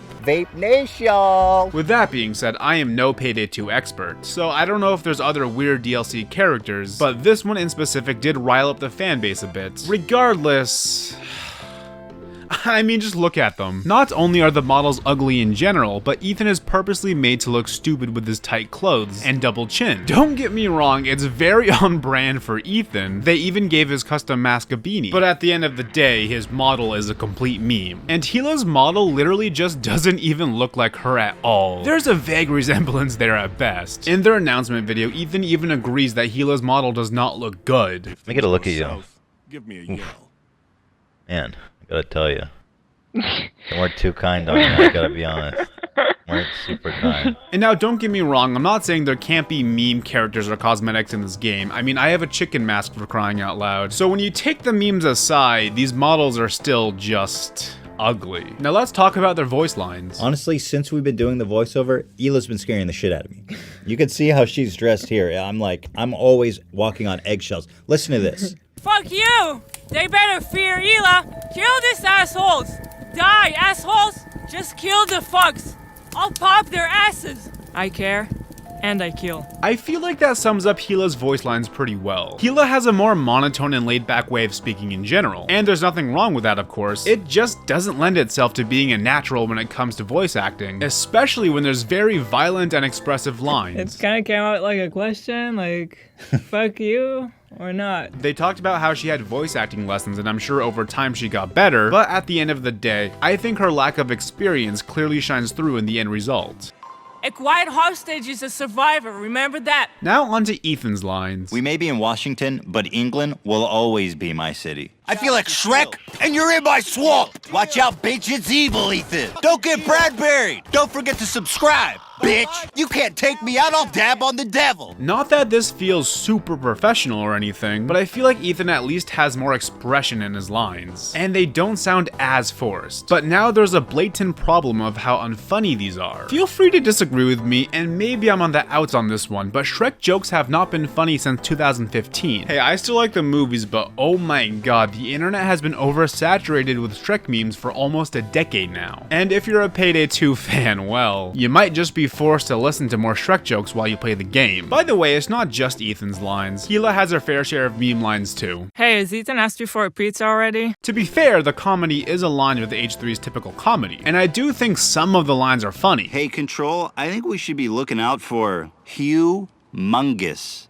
I heard he's in the area, so keep a close eye. But personally, I think there's more unfunny than funny lines in the game. And with the more amateur voice acting, I don't feel like it fits well in Payday 2. And given the reception, I don't think I'm alone with feeling this way. That's all I have to say on their Payday 2 DLC. They feel out of place in concept and execution. They don't have the best voiceovers, but do in fact have the ugliest models. And the couple essentially admitted to agreeing with both of those things in their reveal video. It kind of came out like a question, like, fuck you or not. We're too kind on you, I gotta be honest.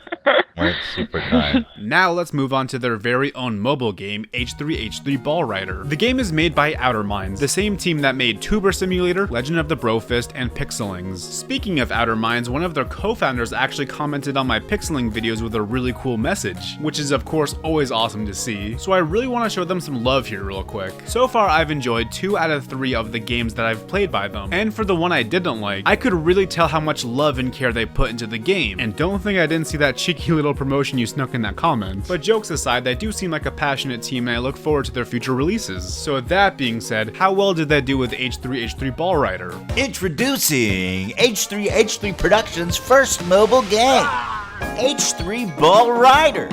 Play as the heroic Hila Klein as she mounts Ethan's voluptuous fupa and controls his sweat to victory. The first thing I noticed was how just vibey the game is aesthetically. From the art, to the music, to the narrations, this game is a vibe. Which is impressive given the game is about Hila riding Ethan as a ball who is being propelled by sweat. And I will say the vibes also align with our clothing company, Teddy Fresh. Theming wise, that's obviously perfect, so right now they're getting bonus points. Ugh, where are we? Why am I so thick and sweaty?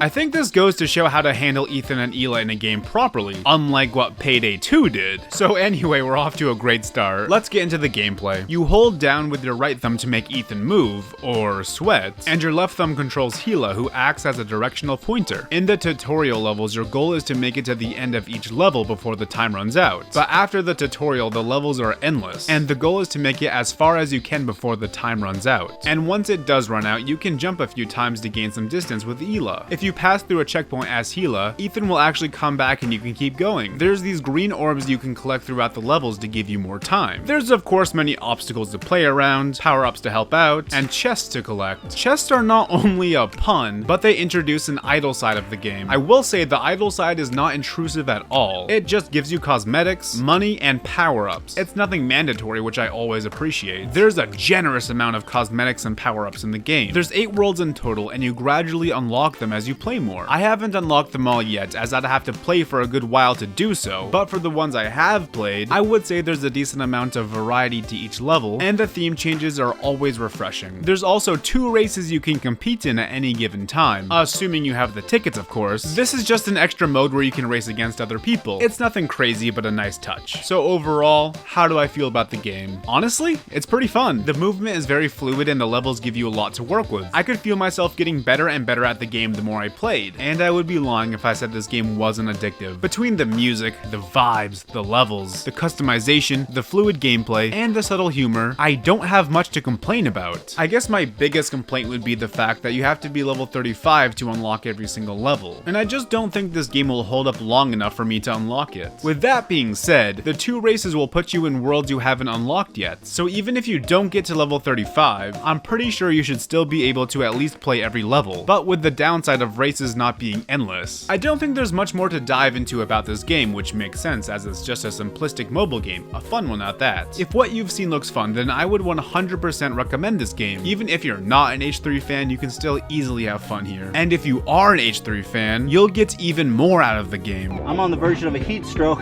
feeling a little tired, a little dehydrated. I think I'm gonna take a nap.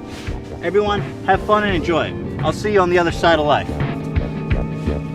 Smosh is a popular YouTube channel that currently has over 25 million subscribers. Its origins go all the way back to 2002, where high school student Anthony Padilla made a website called Smosh.com. It started as a place for Anthony and his friends to get together and hang out. However, over time, the website gained more and more popularity across his high school and the entire internet. Anthony posted a couple of videos on the website of him and his friend Ian Heacock's lip syncing. However, since Anthony owned the website, he had to pay for the bandwidth himself, meaning the more views his videos got, the more he had to pay out of his own pocket. One day he noticed that somebody that he didn't know uploaded their Mortal Kombat lip syncing video to a website called YouTube. That gave Anthony and Ian their idea to create their very own YouTube account. Thus, the Smosh YouTube channel was born. Their first viral hit was them lip syncing to the Pokemon theme song. That video gained over 24 million views, and at one point was the most viewed video on YouTube of all time. It unfortunately was eventually removed due to copyright, but that did not slow them down from pursuing YouTube. From there, the two made comedy sketch after comedy sketch after comedy sketch for years and years. At 3 different points, they were even the most subscribed to channel on all of YouTube. Their quality kept improving and they weren't afraid to try new things as they grew bigger and bigger. As time went on, they naturally branched out with more YouTube channels and new cast members. What started as 2 kids goofing around online turned into a giant company with a big production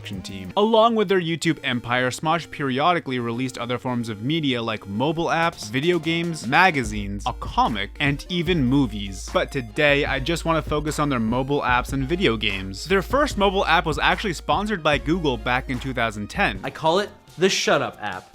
Say something to the phone. Like what? Shut up! Whoa, it's... Shut up! You see, every time you say something to the phone, it tells you to shut up, and I'm selling it for $1. Yep, that's it. It was a mobile app that sold for $1 that would yell "shut up" at you whenever you spoke to it. If you didn't know, for the longest time, all of their videos would open with a different shut up gag. Oh, yeah, right, I win! I'm the winner! Shut up! This was a truly revolutionary app. Too bad it's no longer available for download. Their second app and first mobile game was called Super Headsploders X. So, what are you doing over there? Oh, I'm just playing Super Head Exploder X. It's this game where you get to explode people's heads. Right now, I'm actually exploding my mom's head for setting me up with this stupid therapy session. It was released in February 2013 for the Apple App Store. It's a game where you play as Ian, or more specifically, Ian's character Billy. You just float through the air while dodging and shooting at all the obstacles, collecting coins and power-ups. The main gimmick here was that you could take a picture of yourself, your friends, or really anyone or anything, and you could shoot them. There's also a bunch of Smosh references in here, of course. There were 5 levels in total with a survival mode. In 2016, it also released on Android devices with updated graphics and reworked stages. But unfortunately, it's no longer available for download. If you want to see more of this game, check out the videos they made on Smosh Games. It is full of 2013 chaotic Let's Play energy. They even set a grape on fire. Later in 2013, they also started their campaign for Food Battle the Game. But before I talk about that, first I'll tell you about the official Smosh app released in February 2014. All it was a hub where you could watch all kinds of Smosh content in one handy app. And of course, it no longer exists. It was kind of cool, I guess. I had it myself, but that's pretty much it. There's not much else to it. Alright, back to Food Battle. Food Battle was a very popular annual Smosh series that ran for over 10 years. The premise was that Ian and Anthony would compete to see whose favorite food could do more everyday tasks. The series was beloved and had many running gags, like how Ian's favorite food was always the pink frosted sprinkled donuts, while Anthony's favorite food was always changing, but it always happened to be a phallic-shaped food, aside from the last Food Battle where it was a vegan pink frosted sprinkled donut. In Food Battle 2009, one of the gags was to see if their food could be a video game. Come on, Burrito, let's play Donut Massacre 64!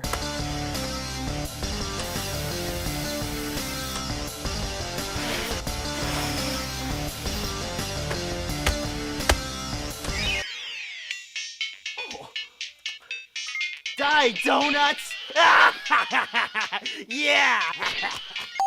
That Donut 64 gag gave them their first inspiration for what would later become Food Battle the game. Fun fact, I used to have the poster of Donut Massacre 64. These are the only two pictures I could find of it. Also in 2012, I tweeted at them saying that I want a Food Battle video for their next upload. They replied saying too bad, and I was so excited they replied to me that I even posted that screenshot on Facebook. So now that you understand my credentials as a Food Battle expert, let's begin. In 2013, they started a fundraiser for the game on Indiegogo. Their goal was to raise $250,000. At the time, there was a bit of controversy surrounding their asking price, with people saying it was way more than they needed. On the Indiegogo, a bunch of perks were available, like Ian's naked drawing of Anthony, and Anthony's naked drawing of Ian. I could not find either of these pictures online, so if you happen to have a copy of either one of them, please send them to me on Twitter so I can, use them for more research purposes. When they only had $56,000 left to raise, they had a 7-hour live stream to help finish raising the money. How's it going?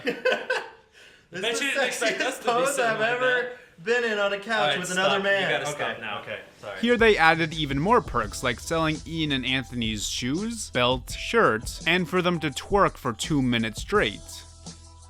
Wow, 2013 Smosh fans sure were lucky. Given their fabulous live stream and amazing perks, it is no surprise that soon after that stream, they managed to reach their goal. We did it! Guys! We actually did it, guys! Yeah! You are amazing! Oh my god, I can't even believe we actually did it. I never had any doubts. Ian was just so confident. He's just the most confident guy in the world. A couple weeks ago, Anthony went on the Trash Taste podcast, and he actually talked about how Defy handled the fundraiser and Food Battle the game in general. Here's what he had to say. There was a fundraiser that they put on. It was for a game.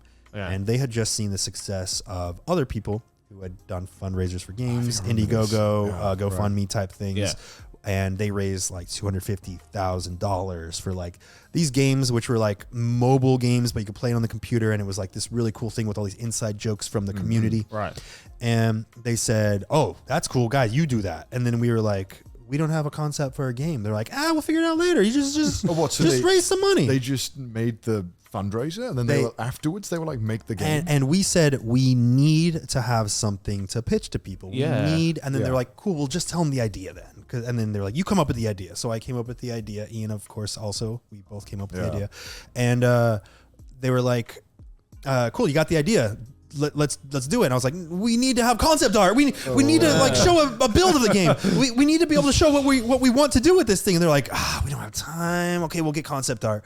So all we were able to do was launch with this concept art. Wow. Oh my god. And launching a campaign, asking people, incentivizing your fans to give you money. Well, that did not it did not feel right to me, but I felt backed up into a corner. So anyway, over a year after the campaign had reached its goal, in November 2014, the game was finally released for free on Android and iOS. I wish I had played the game, but unfortunately I never did when it came out. And on August 4th, 2017, the developers updated the Indiegogo one last time. There they announced its removal from all app stores. I'm still of course going to show it off the best I can, but I gotta say this game was not very well documented at all. Most of the videos I found were like this.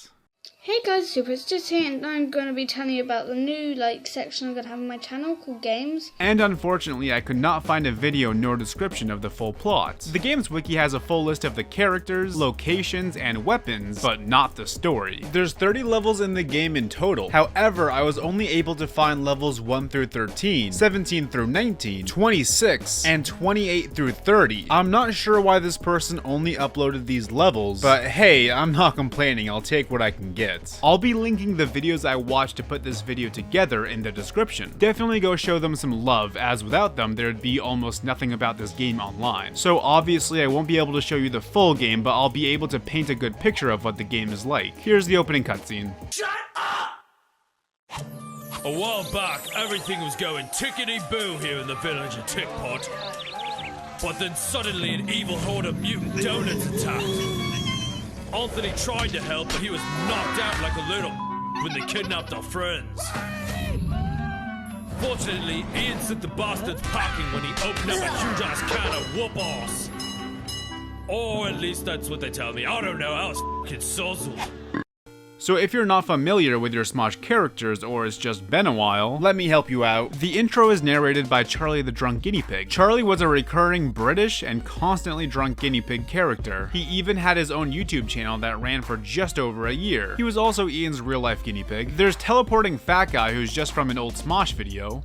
Well, I'm the teleporting fat guy. Yeah, that's essentially the entire thing. He also had his own cartoon show over on Shut Up Cartoons. Shut Up Cartoons being Smosh's cartoon channel. It ran for over 2 years and I would love to tell you more about it, but I never watched it myself. There's Ian's mom, who was a reoccurring character, and Ian's real life mother. There's Stevie, who is another reoccurring character. He is meant to be the annoying and dumb character in most sketches. Stevie was actually a character who fans voted into the game. At the time, I was confused as to how he won the most votes, because even then, I found him annoying. But for better or for worse, he's in the game. In level 2, they even poke fun at the fact that he made it in to begin with. There's of course Ian and Anthony and Girl, who I assume is either just a random girl or a girl from the Indiegogo. After the cutscene, Charlie basically recaps what just happened with Anthony. Anthony then sets out on a quest to rescue his captured friends. With the help of Teleporting Fat Guy, of course. Teleporting Fat Guy's only role that I know of is teleporting you in and out of levels. Now you can officially start the game. It's a 3D single player action adventure game. At the start, there's a guy who says the donuts molested him, which I feel like is a joke you wouldn't see nowadays. There's a few donuts you kill along the way, stars and a chest to collect, you press a button to open a path, and at the end you free Ian's mom and teleport back to the hub world, Tick Putt. You move around by dragging where you want to go, and you presumably attack by tapping on the enemies and objects. As you can see, you start off the game with a celery weapon, celery being Anthony's second favorite food from Food Battle 2007. You can also dash by swiping fast. You can break objects in the environment that give you coins, health, and ingredients. The same stuff can be found in chests. In each level, there's 3 stars you can collect. Some are hidden in cages, usually behind some puzzle or obstacle, and some can be found from killing enemies. After the first level, when you get back to the hub world, it's explained that Ian's mom can craft recipes with ingredients. Those recipes being new weapons and clothing. The clothing have their own perks, and the weapons add a bunch of variety to the game, allowing for unique playstyles. Plus, certain enemies are weak to certain weapons, and not to mention that the unique weapons are required to find a bunch of secrets. The celery weapon is the only one you can use freely. The rest have a refillable meter that empties the more you use it. Level 2 is also very short and more of the same. At the end, you free Stevie, and in the hub world, he's the microtransaction guy. You can buy ingredients from him and crystals. Crystals are the in-game currency that you mostly have to buy with real money. By the way, in a later update, Charlie becomes a shop that only sells items for crystals. There's also pop-ups that appear periodically throughout the game that try to get you to buy things, as if $250,000 wasn't already overpriced. But you know, whatever, Defy get that bag before you go bankrupt. So anyway, this game is repetitive as hell. The first 10 levels all just blend together for me. Even the 2 bosses feel the same. Yes, their attack patterns are different, but they're just 2 giant donuts, which feels lazy. Level 11 introduced the next theme, that being a spooky forest instead of a normal one. There's also a swamp theme, a crystal cave, and a donut cave. Also, I don't know when or why he got here, but by at least level 11, the neighbor, a reoccurring Smosh character, is in the hub world now. He runs the challenge mode that we'll probably never be able to see. The puzzles throughout this entire game seem to be nothing but stepping on buttons and just using your other weapons on their respective obstacles. Like, oh, a post? Let me hammer it. Oh, a rock? Let me shoot it. From what I saw, there's really not much evolution here. These feel like very watered down and extremely simple Zelda puzzles. I don't think I'd even consider many of them real puzzles. The combat seems to work fine for what it is, but the enemies don't vary a ton. From what I could see, all the enemies are donuts aside from this random food battle catalog in level 28. Unless you force yourself to use your other weapons in the game, the combat will get repetitive very quickly. But keep in mind, the game doesn't often urge you to use any other weapon in combat aside from your main celery sword. The only time it seems like you'd want to switch it up is for long range, so you kind of have to make yourself mix it up in combat. I guess the game says the enemies have their weaknesses, but for all the playthroughs I watched, they stayed to their very few weapons in combat during the entire game. There's really nothing specific to note for any of these levels. The last few of them seem to just focus on fighting more than anything else. They look like a grind to kill these giant donuts over and over. By the way, every single single level is very short, ranging from 1 minute all the way to 6 minutes. Is this game bad? Yeah, it looks it. Could be worse, I suppose, but it just looks boring and repetitive. With the little bit of footage that's out there, I even found a few glitches. So one thing you might be wondering is what happened to Ian. Well, he appears after level 5, and at first he doesn't really add much to the plot. He's just hanging around with his donut hole buddy. In the hub world, he's in this abandoned house, but you don't figure out what the purpose of this house is until the very end. Ian and his donut hole buddy reappears at the end of level 10, and the donut hole buddy has grown a bit bigger. That's all the important context we get here. I'm sure there's more plot and more development throughout the game. However, I was unfortunately not able to find any information on it, so this is now the point where we have to skip to the final level of the game. The final level takes place under Ian's bedroom. Here we learn that Ian's pink donut hole is the final boss. In one of the videos I found, the person was able to literally just mash the screen until it died, so I am sure the boss was very well thought out. Once he dies, Ian says, "Years of human pastry gene splicing research ruined, and all because of you." He then eats the donut and becomes fat. You now have to fight Fat Ian, which seems to involve more screen mashing. Once defeated, Ian goes, "No!" And then he feels remorse. Anthony calls Ian a dickwad, makes a fat joke, and invites Ian back to Tickput where we get the final cutscene. Come on, just 900 more pounds to go. Stop sweating. Good job, boys. How about I make you something to eat? Donuts? No donuts! How thrilling. Ian then appears in the mysterious broken down house. He says, "Oh, the whole mutant donut invasion thing. Don't worry, I can make it up to you." And then he offers you new difficulties to play on. And that's the game. So as we saw, Ian is responsible for all of the events in the game. And since this video game is based on their series where they battle and constantly kill each other, I don't think I would want it any other way. One of their old school characters was named Boxman, whose life story is told through a series of music videos. And one of their Flash games is called Boxman's Escape. The game opens with a bad remix of the original Boxman song. Boxman is at home watching TV.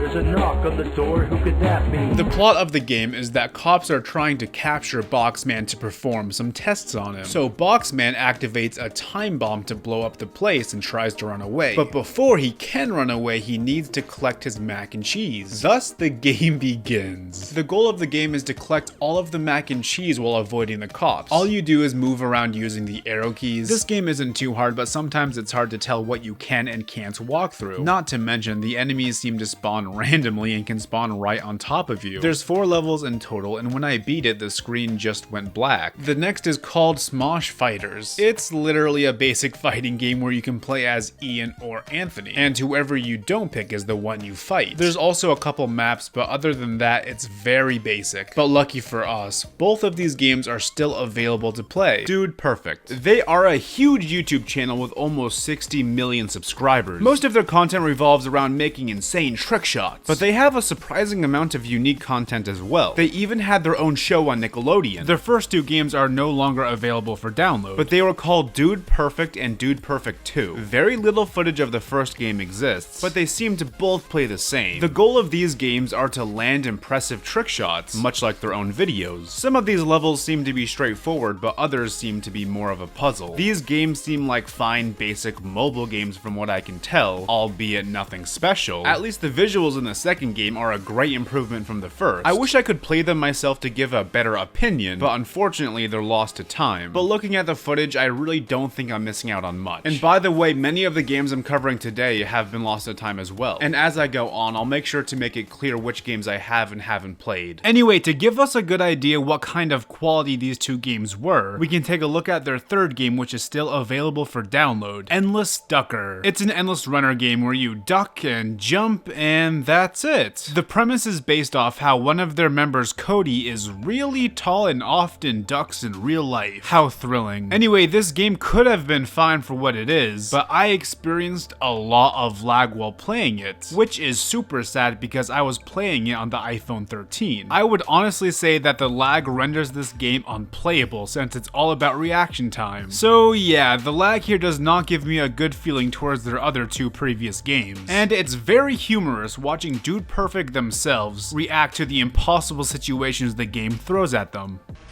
Oh wow, what Yeah. supposed to get past that? Fred is one of the OG channels of YouTube created by Lucas Cruikshank. I think I'm pronouncing that last name right. At one point, Fred was the most subscribed to YouTube channel of all time. At some point way after that, Lucas sold the channel to some company and completely different videos were uploaded, but those videos did not take off at all. And the YouTube channel has since been dormant for 7 years. However, Lucas is still active on another YouTube channel. The original Fred content was mostly all sketches about the life of a made-up character named Fred Figlehorn. There were recurring characters that were never shown on screen, not until the Nickelodeon movies at least. The two relevant characters to this game are Judy, who Fred has a crush on, and Kevin, who is Fred's bully. I played this game back in 2020 for a video, and Lucas himself even commented on the video, which is still mind-blowing to me. I also ranked every single Fred song. I'll link the video in the description if you want to watch it after. Anyway, the game's called Fred Figlehorn. It starts with a cutscene. Mostly... oh, is this... is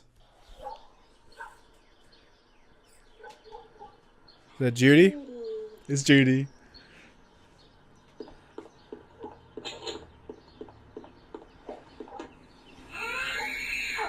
What? Very abrupt ending, I know, but you just gotta love it. The entire gameplay is just running away from Kevin. That's it. Playing the game kind of hurts my eyes, and the obstacles come too quickly too early to make this worth playing. There's only one level, but there's two different themes. A winning run takes less than 2 minutes, and all that happens at the end is Fred gives Judy a flower. Maybe the game is archived somewhere. I didn't look into it too much, but the death of Flash killed this game as far as I can tell. The Annoying Orange is another old school YouTube channel, but this one is still very active and uploads across a few different channels. However, the views aren't what they used to be, and many of their channels are now dormant. Not to say the channels that still post don't get any views at all. They're doing fine for themselves. Anyway, their content is some of the most obnoxious stuff you can find on their website, if you couldn't tell by the name. All of the videos revolve around these fruit characters doing a wide variety of stuff. The channel's been around for so long and has so many videos, it's hard to generalize the wacky situations these fruit find themselves in. There was an official Annoying Orange app that was a hub for all Annoying Orange videos across all of their channels, very similar to the Smosh hub I talked about in a different video. But this one takes it a step further and has a social media tab where you can see and interact with posts from Annoying Orange characters. You can also create your own posts and add your friends and talk to them. This app no longer exists, which I'm thankful for, as the social media part was really asking for trouble. It's also worth noting the existence of this interactive Annoying Orange book that requires an app called Zapper to get the full experience. Zapper isn't made by the creators of the Annoying Orange and works for a bunch of different stuff, but I found this interesting enough to include it. Anyway, this kind of works like a virtual pop-up book. You can scan the book at certain spots and get exclusive content. There's even some interactive games as well, and this still works if you buy a copy of this 2014 book for yourself. Let's now dive into their two mobile games. I unfortunately played both of these games as they're still available for download. Let's start with Annoying Orange Carnage. Classic mode is just one of those toss the object into the goal games, like paper toss. In this case, you're throwing fruit into a blender. Meanwhile, the Annoying Orange and other characters make obnoxious dialogue.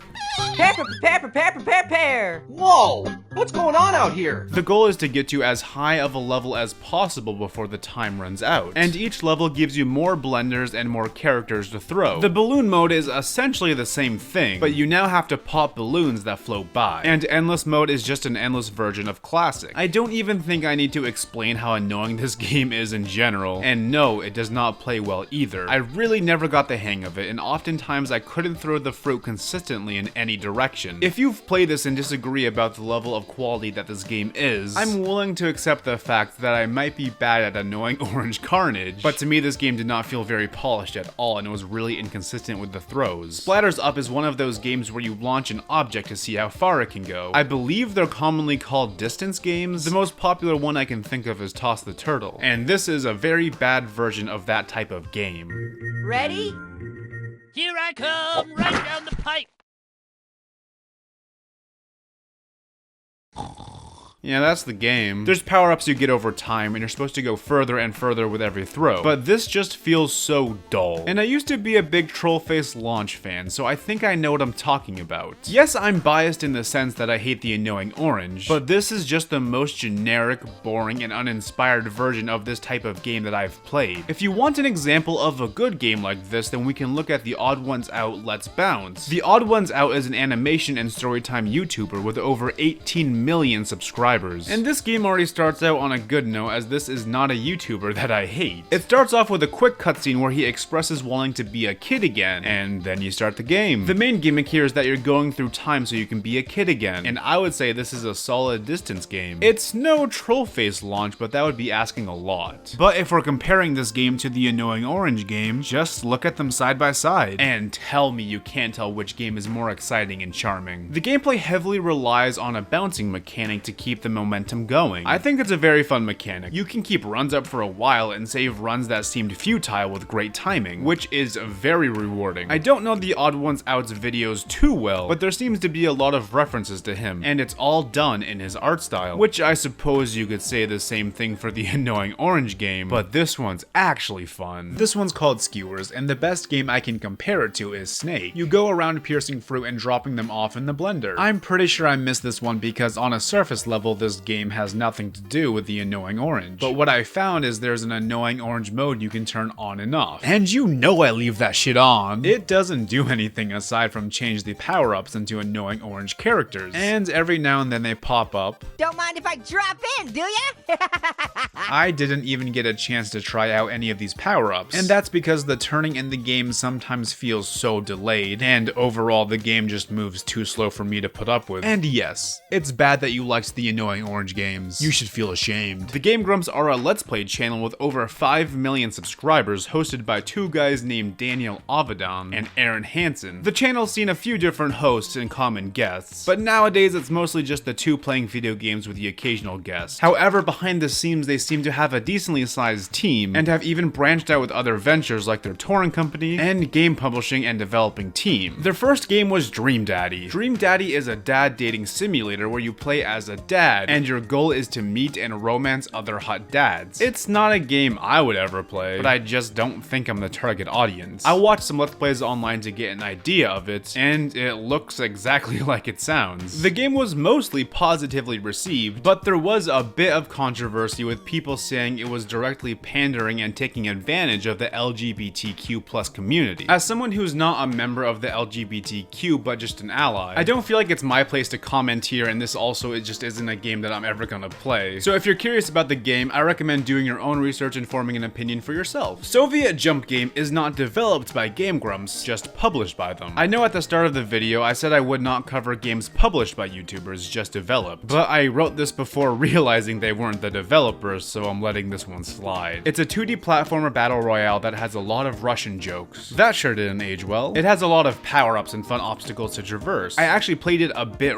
right when it first came out, and I had a lot of fun with it. Unfortunately, I also played the game a week after its initial release, and I noticed a lot less people were already playing it. So maybe that was just my experience, but I don't think it was very popular for long at all. I played it again just now for the sake of this video, and I managed to get into the top 10 with only encountering one other player who quickly killed himself as soon as he saw me. Same thing happened with the only other player I encountered towards the end. So for that match, I was really questioning whether I was playing with real people or bots. However, my next match was really fun. Everything was just how I remembered it, and I even managed to get first place. Epic Mealtime used to be a massive channel on YouTube with over 7 million subscribers. It was created by Harley Morenstein. Their videos involved them making ridiculous and over-the-top meals. They had many inside jokes and recurring characters that helped keep their videos entertaining. Nowadays, uploads are infrequent, and their most recent videos are about the creator clash that Harley was a part of, who coincidentally kicked Aaron from Game Grumps' ass. The Epic Mealtime game, I believe, is just called Epic Mealtime, and unfortunately, no, it is no longer available to download. All you do is swipe meat and alcohol into Harley's mouth, and swipe away the vegetables. When you swipe a giant pig in his mouth, you have to tap to swallow it. You lose when you mess up 3 times in a row. There's cosmetics that offer power-ups, and challenges that I was never able to find footage of. And the music actually kinda slaps. So yeah, this just feels like another whatever game. Sunday is a massive YouTuber with over 21 1 million subscribers. He creates gaming content on a few different games, most notably Minecraft, Fortnite, and Among Us. He's one of those YouTubers who just kinda yells a lot. His words, not mine. Anyway, his game is called IdleTuber. It's an idle game where you grow your YouTube audience and get views. The game starts off with you just tapping the screen to record over and over, and that's how you get views and subscribers. Eventually you get more setups to record more, meaning more views and subscribers. You'll also quickly get an editor who introduces the idle side, because without them you'll have to do everything yourself. Kind of like real life, I guess. There's of course a lot of gimmicks to help you get more views, and plenty to level up, just like any idle game. And after every time you level up, you have to completely restart, but you get some new perks every time. I did play this a bit myself, and I know idle games are made to be played over a long period of time, so I didn't really allow myself enough time to get the full experience, but from what I can tell, it's a fine idle game, but not one I plan on continuing. So I know I need to address this, as many people are going to make the comparison. Is IdleTuber a tuber simulator ripoff?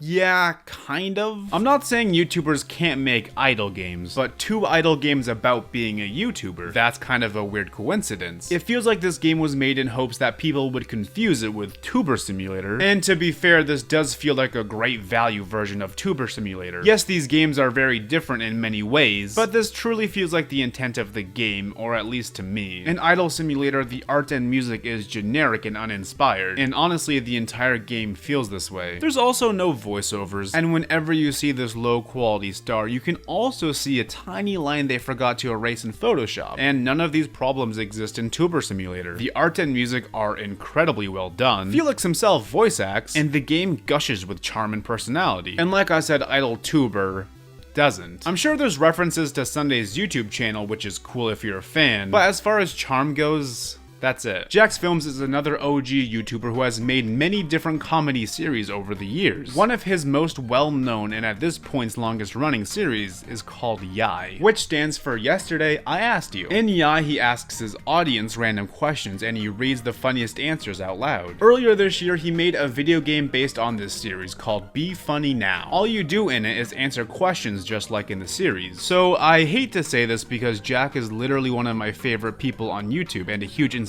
for me, but I am not a fan of this video game. And given the mixed reviews on Steam, people seem to agree with me. The game really does feel like a watered down version of Jackbox. The questions are okay, but public lobbies don't always lead to the funniest answers. And with only one game mode, it gets old very quickly. Not to mention I'm not a fan of the art style. I love Jack and this game really could have been so much more, but it doesn't feel like he put any of his personality into it, if that makes any sense. Like, Jack's a charismatic and funny guy. Imagine him doing literally any voiceovers for this game. It would automatically make it way more charming, but instead it feels kind of lifeless. I tried playing it again just now for the video, and it took over 7 minutes for me to load into a lobby, and once I did, I answered one question and then there was a glitch that skipped the results. So anyway, unfortunately I don't think many people are playing this game, and maybe I was even paired with bots in my match, who knows. It was more active when it was brand new, but to be fair, this game really is not that old. It's free to play on Steam and mobile devices with cross-platforming, so if you're bored, I feel like it is worth downloading at least once to play with your friends, but not much more than that. In 2020, he also released a board game based on the series as well. It acts very similar to the video game, but like I said earlier, I don't intend to cover any board games today, and that's mostly because I just haven't played any of them. However, from the videos I watched of Be Funny Now, and from the board game, I feel like this type of game just works better in a board game format, unless you have a bunch of different game modes, which Be Funny Now just doesn't. So there's a Gangnam Style game I want to talk about. Gangnam Style is a K-pop song by Psy. I know Psy's not a YouTuber, but his music video went insanely viral thanks to YouTube, and was even the most viewed video on the entire website for the longest time, so I figured it fits well in this video. There are some non-official Gangnam Style games out there that I found, but I believe the one I'm going to be showing off is the official one. It seems to be a short minigame collection that takes place in various locations from the music video. In the first minigame, you just go back and forth to avoid the chickens until you reach the top of the screen. In the second one, you throw the chickens at the elevator guy a certain amount of times. And the rest of the 5 levels that I could find were just different versions of those minigames. There are more levels, but I couldn't find any footage of them online, and the game is no longer available for download, so I can't play it myself. There's also an upgrade shop, but that's all I can find. Regardless, I think you get the idea. This game is not very elaborate or exciting. Pen Pineapple Apple Pen is a viral music video by Japanese performer Pikotaro. Again, no, he's not a YouTuber, but this video is sitting at over 400 million views, so I figured I would talk about it. Because if I don't talk about it today, when will I get the chance to? The game, appropriately named Pineapple Pen, is still available for download to this day. It starts off with an ad for a different mobile game before the menu even pops up, which is always a good sign and never a red flag. The game's very simple. All you do is tap the screen with careful timing to hit the fruit with your pen, and sometimes even combine the fruit together. The guy from the video chimes in often, and yes, it gets annoying fast. Pen Pineapple Apple Pen. There's a couple different game modes that add a bit of variety, but in my opinion, this old gets very old, very fast. I'm also not going to be talking about mods, fan games, voice acting, skins, board games, or anything of the like, with one exception. A couple people recommended to me that I go over annotation games. A great example of an annotation game is Markiplier in Space. Annotation games are choose your own adventures in the form of a video series on YouTube. The first video will set up a premise that leads to an ending with two potential directions the story could go. Your job is to pick the correct direction to continue the story, and that goes on and on until the series is over. This has been done by many different YouTubers in the past and has been around since the early days of YouTube. However, annotations used to look a lot different. Wheezy Waiter's annotation adventures always seem to go above and beyond, and in my opinion were the best, but I'm sure everyone has their favorites. Now time for some unfinished business. In my last video about YouTuber games, I teased Keemstar's video game, but I never talked about them in detail. So I'm gonna set things right and cover them right now. For those who don't know, Keemstar is a very controversial creator who mostly covers drama but can also run fast as fuck, boy. Believe it or not, Keem actually had 3 different games. The first app he made in 2017 is a fidget spinner app where you just tap to spin the fidget spinner. Keemstar's Fidget My Spinner? That's a pretty gay title. You can upgrade it as you go and customize your fidget spinner and background. I don't think there's much else to it. It's also no longer available for download. I'll let Keemstar explain the next one. The YouTube gods put a mobile app on your phone called the Adpocalypse. And once you start playing this game on your phone, you realize that the YouTube gods gave you the ability to take talents from smaller YouTubers and combine them. And when you combine them, you make bigger YouTubers, and then you can combine them and make bigger YouTubers and bigger YouTubers, and all of a sudden, you got all the amazing talent and skills out of all of YouTube, and your YouTube views start going through the roof, and you start making millions of dollars! You unlock over 37 of the greatest YouTubers of all time, taking their abilities, taking their talents, and taking their YouTube ad money. And when you get to the end, you have officially survived the Adpocalypse! So as he said, it's of course based off the Adpocalypse that happened on YouTube between 2016 and 2017. The Adpocalypse was essentially a point in time in YouTube's history where advertisers were boycotting YouTube due to its, at the time, edgy nature. So of course, as a result, many YouTubers were not getting paid well. Anyway, not much of this footage exists nowadays. But funnily enough, in one of the few videos that do exist of the game, the person playing it comments how this game ironically has a ton of ads and microtransactions. And all that does happen in the game is you combine YouTubers together to create bigger YouTubers. This game does feature many creators, which is cool I guess, but the game itself doesn't look very exciting. Unfortunately, I'll never know how it ends because I cannot play it myself, for it is no longer available to download. There's also a video game that Key made about Area 51 that I forgot to mention in this video. So yes, that's right, he has 4 different games, and if there's a 5th one out there that I didn't find, then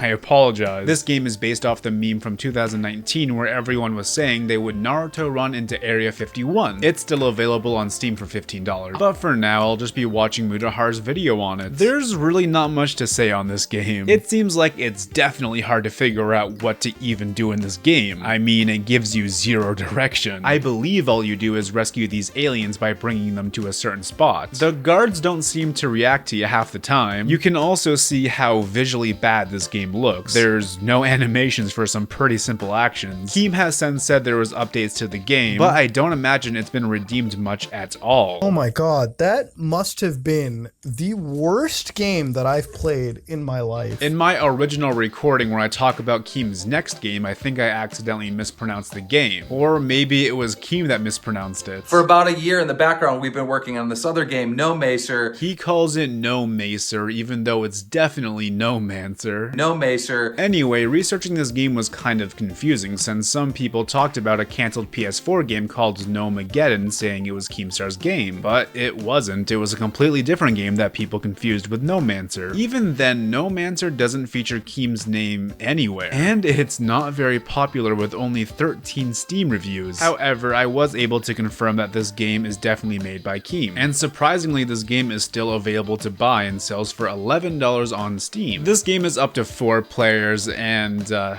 hey Keem, you wanna collab? It's probably the only way I'll play this game. It's a twin stick shooter where you fight with your gnomes. You can kind of think of this game as a more combat focused and boring version of Pikmin. Even YouTube thinks the two games are similar. There's a bunch of different classes you can play as. There's a storyline, but it doesn't look like there's anything special to it. I believe the main goal of every mission, or at least every mission I skipped through, is all about collecting runestones. To be completely honest, this game doesn't look as bad as I would have imagined. However, I genuinely don't think it's worth the price. And if you were wondering what's up with the gnomes, well, I suppose that Keemstar embraced the fact... I mean the meme that he looks like a gnome. Anyway, that's it for the surprisingly long history of Keemstar developing games. Anyway...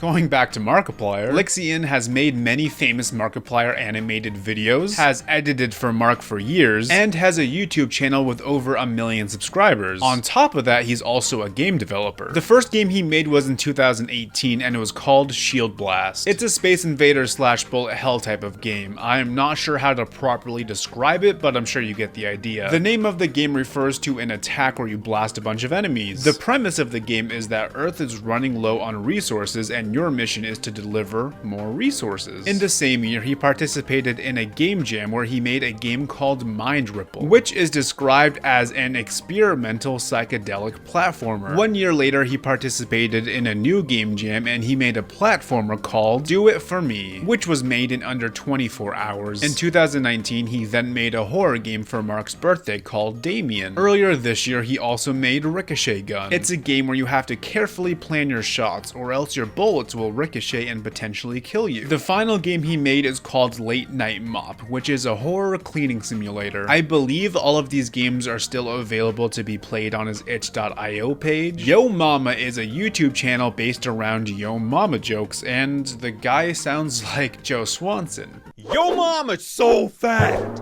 she thought Squid Game was a sushi eating competition. I'm not sure if that was on purpose or not, but that's what it is. I guess he's also some kind of VTuber sometimes, but other than that, there's not much else to the channel. They made a game called Yo Mama Arcade. There is so little information of this game out there, but I believed it released sometime in 2018, but it's already off of the App Store. The app seems to be a collection of minigames revolving around these lovely mamas. The minigames are tea dunking eating contest, and yeah, that's it. The one video I found only shows off those 2 games, which leads me to believe those are the only 2 in existence. But there is a section for Yo Mama jokes, so this app must have been pretty good. CinemaScare is a classic YouTuber who is often credited as the first person to make and popularize game reviews on YouTube. He's most popular for his Angry Video Game Nerd series, but he's also ventured out with many different types of content like a podcast, a movie, and even his own band. Not to mention he's also released 2 different video games. They are the Angry Video Game Nerd Adventures 1 and 2, the first being released in 2013 and the second in 2016. They're both 8-bit action-adventure platform games, along with many AVGN references and even cameos from other YouTubers such as Gerard the Completionist, Andre the Black Nerd, and Egoraptor to name a few. In 2020, they revamped all of the games and released them together on PC and all modern consoles, with an actual physical physical release on the Nintendo Switch and PS4. It actually looks like a really solid platformer. Lauren Z's side is a 6 million plus gaming YouTuber. She also uploads a bit of variety, but still it's mostly gaming. My favorite videos I watched from her are the videos where she plays really bad mobile games that I have roasted in the past, but she pretends like they're the best games ever. Anyway, her game is a Candy Crush type beat. It's still available to play, but honestly from the trailer, I think I'm all set. I'm not saying the game is bad or anything, all I'm saying is I think I already understand what this game's about. Dennis is a Roblox YouTuber with almost 10 million subscribers. I guess he also has some connection or inside joke with cats. His brand seems to revolve around this cat named Sir Meows-a-Lot. I don't know, I didn't look into it too hard, but either way his game is called Cats and Cosplay. It came out in 2018 and is a tower defense game where you fend off seemingly random enemies with cats. I haven't played it, but it is still available for download. From what I've seen, the game looks alright. There's a decent variety of characters to play and a bunch of upgrades. However, nothing really stood out to me. Tomska is a British YouTuber whose bread and butter is comedy sketches. He's probably most known for creating Asdif Movie and his work on Eddsworld. He made a game called Cat Attack. I'm a Lego Movie.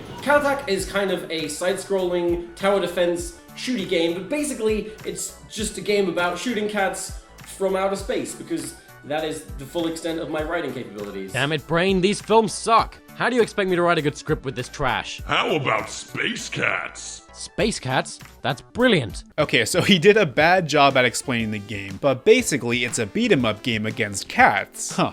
2 cat games in a row. He says he either got the idea from a 2011 video he made called Holy Shit Cats,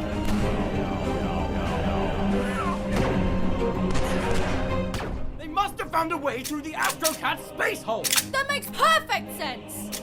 or he got the idea from a 2009 Eddsworld video he wrote called Movie Makers. In that video, Tom's character is trying to think of a movie idea, but all of his ideas involve space cats in some way, so they end up filming a movie about space cats. This man's mind is truly something to behold. Anyway, for the game, he got professional voice actors, Mr. Weeble animated the cutscenes, and there were cameos from other YouTubers like PewDiePie, Gavin Free, Markiplier, and more. The game got delayed for a few months, but it finally released in late 2014 for Apple and Android. It looks like it might have been decent, but unfortunately it's no longer available for download. Anyway, there's also an Asdif movie board game called Muffin Time, but I'm not here to talk about board games. Got it? Dan is Not on Fire and Amazing Phil are two British YouTubers. Huh. Two British YouTubers in a row. They're both known for being sexy Tumblr men, or at least that's how I found out about them in like 2012. They've both been on the platform for the longest time and have made a variety of different videos. And as a side note, this video made by Dan is incredible. If you're thinking about making YouTube your job, please watch this video. Anyway, the two made an app called the 7-Second Challenge. It's a party game where you have to perform a random task within 7 seconds. They came up with the idea from a video Phil made with another YouTuber, Kick the PJ. In the video, the two do the same exact thing that you do in the app, which is a random task within 7 seconds. The game may have been alright, but it's no longer available for download. Okay, Dan, make up a rap about space. I did this on the radio. Okay, space, it's the best. If you earn out in just a vest, you die. Swanky Box is a YouTuber who analyzes games in a very unique way. I don't know quite else how to describe his channel. In 2020, he released a game called Zardy's Maze. It's a challenging horror game where you wander a corn maze with the goal of cutting down plants. You do all this while avoiding the creepy pumpkin witch dude named Zardy. I do think with this game, the tension is definitely there. Because you just turn a corner and it's a fucking gamble if you are going to be stalked or not. I mean, for what it is, it's fine. It's hard to impress me with horror games in general, so I give it a passing grade. You can play it for free on Steam, and Zardy's Maze 2 is still in development. iDubbbz is a YouTuber who has made a wide variety of content over the years. You may recognize him from his Content Cop series, or maybe even a viral meme.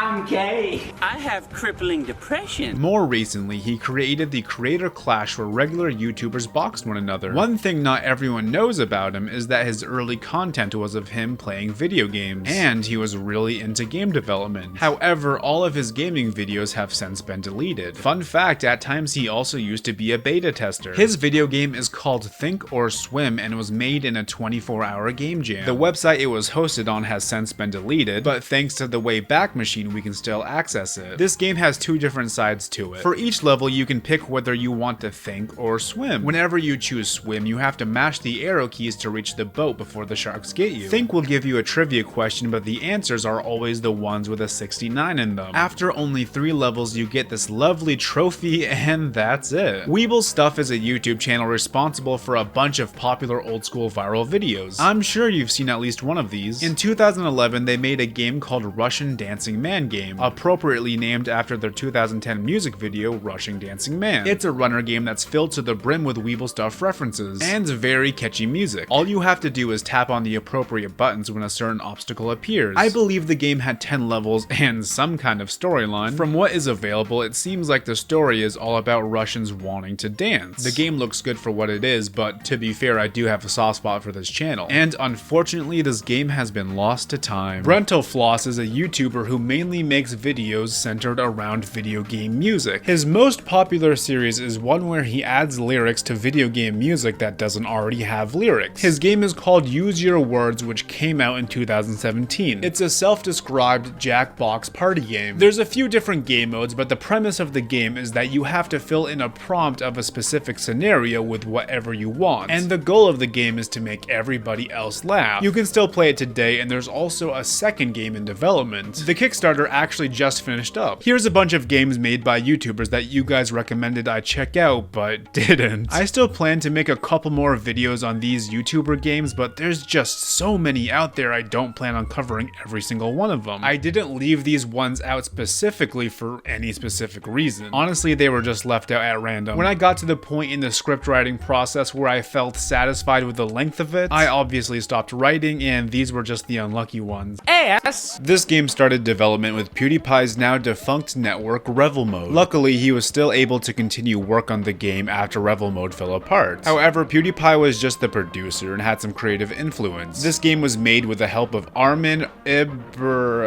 I'm not gonna try to pronounce that name. He's also one of the creators of Goat Simulator and the co-founder of Double Moose, which was the development team behind Ass. So what is the game like, you ask? Well, it's a physics-based Happy Wheels. It's Happy Wheels with a chicken. Okay, so that's a very mean way to describe it, but I think you guys understand the core of the game now. Felix even mentions that it's inspired by Happy Wheels along with Trials. I will say Ass definitely has its own identity, feel, and mechanics. This game easily stands out on its own. There's an adventure mode filled with pre-made levels that you can beat in around 5 hours or so. It's a good time that can also give you the occasional challenge. It's nothing crazy, there are a few glitches and I didn't love every single level, but for how short it was, I didn't find myself complaining too much. But the main draw of the game are the fan-made levels. I'm not really into level editing games myself, but as far as I can tell, this is well made and has a fair amount of customizable options, which makes it a shame that the community servers have since been shut down. Looking at the most popular reviews, it seems like this game never left PewDiePie's fanbase. Everyone's just dropping PewDiePie references and not even talking about the game. Most of these people don't even have many hours into the game itself. So what went wrong? I've never played Trials myself, but comparing it to Happy Wheels, it's certainly different enough for people to enjoy. I just think this genre of game wasn't popular on YouTube in 2017. In fact, I think YouTube was absolutely oversaturated with Happy Wheels. By 2014, I'm sure every creator and viewer was completely burnt out of it. I know I was. So for a YouTuber specifically to market this game probably didn't make the most amount of sense. And personally, I didn't see marketing for it anywhere else. Not saying it wasn't there, but I just didn't see it. Even if this game is better than Happy Wheels on a technical level, to many audiences, this game probably feels too similar. And at this point, since the game doesn't even have PewDiePie's name slapped onto it, I think most people forgot of its existence. I've been consistently asking people for recommendations of games made by YouTubers for people to play, and I don't think anybody recommended me this game, I just remembered it existed. I could dive into this game a little more, but as a game that PewDiePie only just produced, and is not even in, it hardly feels like this is his game. And at this point I feel like I got all my points across. So I would rather spend my time focusing on the video game that got banned, Poopy. Behold!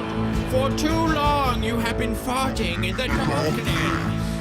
Now, you are entering a new era where you shall craft thy own poop.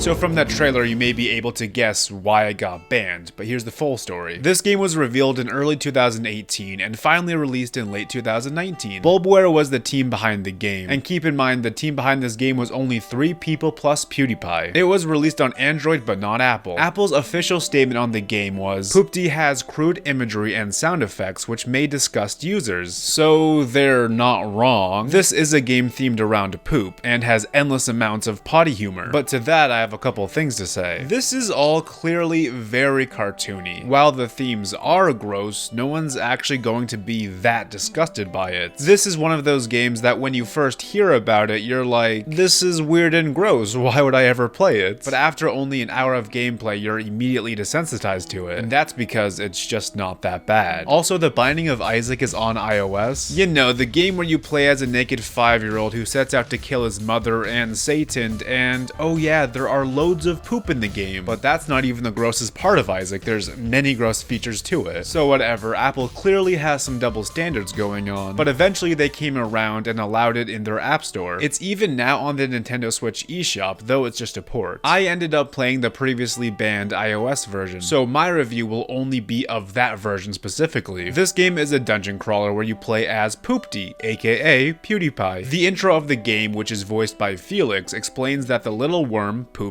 could not stop farting, so people made fun of him, which upset him. But then suddenly the mighty duck came in to give Poopy inspiration, and explained how the evil Samron is casting dark spells from his butt throne. Samron is the main antagonist of the game. After that, the game starts and you awaken a pool of Poopy's tears. You then collect the poop scroll that makes it so Poopy can summon poops to do his bidding. You summon these poops by gathering resources and then literally pooping them out. Can somebody make a poop counter to count how many times I've said poop? Poopy himself can't do much. The poops break obstacles and attack for him, similar to Pikmin. Later on in the game, Poopy can use scrolls to heal them, power them up, freeze and attack enemies. But at the start, he's just the one who poops them out and picks up the resources. The poops of course gradually take damage, and once they die, you'll have to replace them. Quickly in the game, you'll enter Poop Town, which is the main hub. Here is where you'll upgrade everything, but you can do most things in the menu from any place anyway, so this hub isn't as important as you may think. Also, Felix's wife Marzia is in the town as this worm. Jacksepticeye is in this game as a statue called Jacksepticbutt. Jorgen 1 and 2 are also statues, which are pretty cool. The first main mission of the game is saving Felix's dog, Edgar. Once you do, he sits in the hub and gives you some coins for certain resources. Those are the only obvious PewDiePie or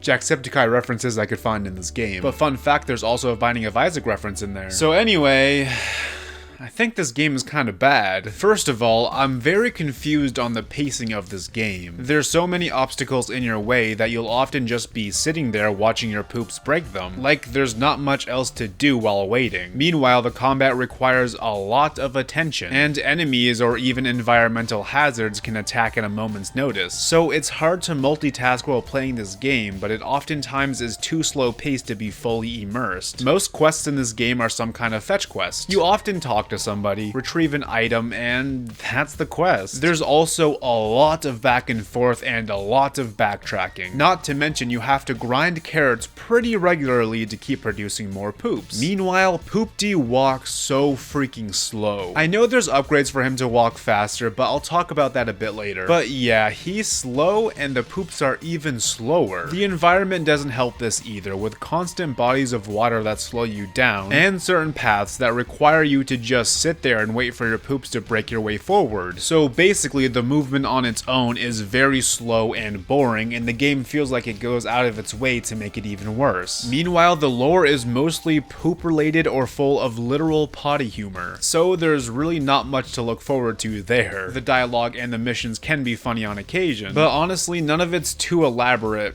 at all, and the charm of the game wore off very quickly for me. The highlights of the game are the combat.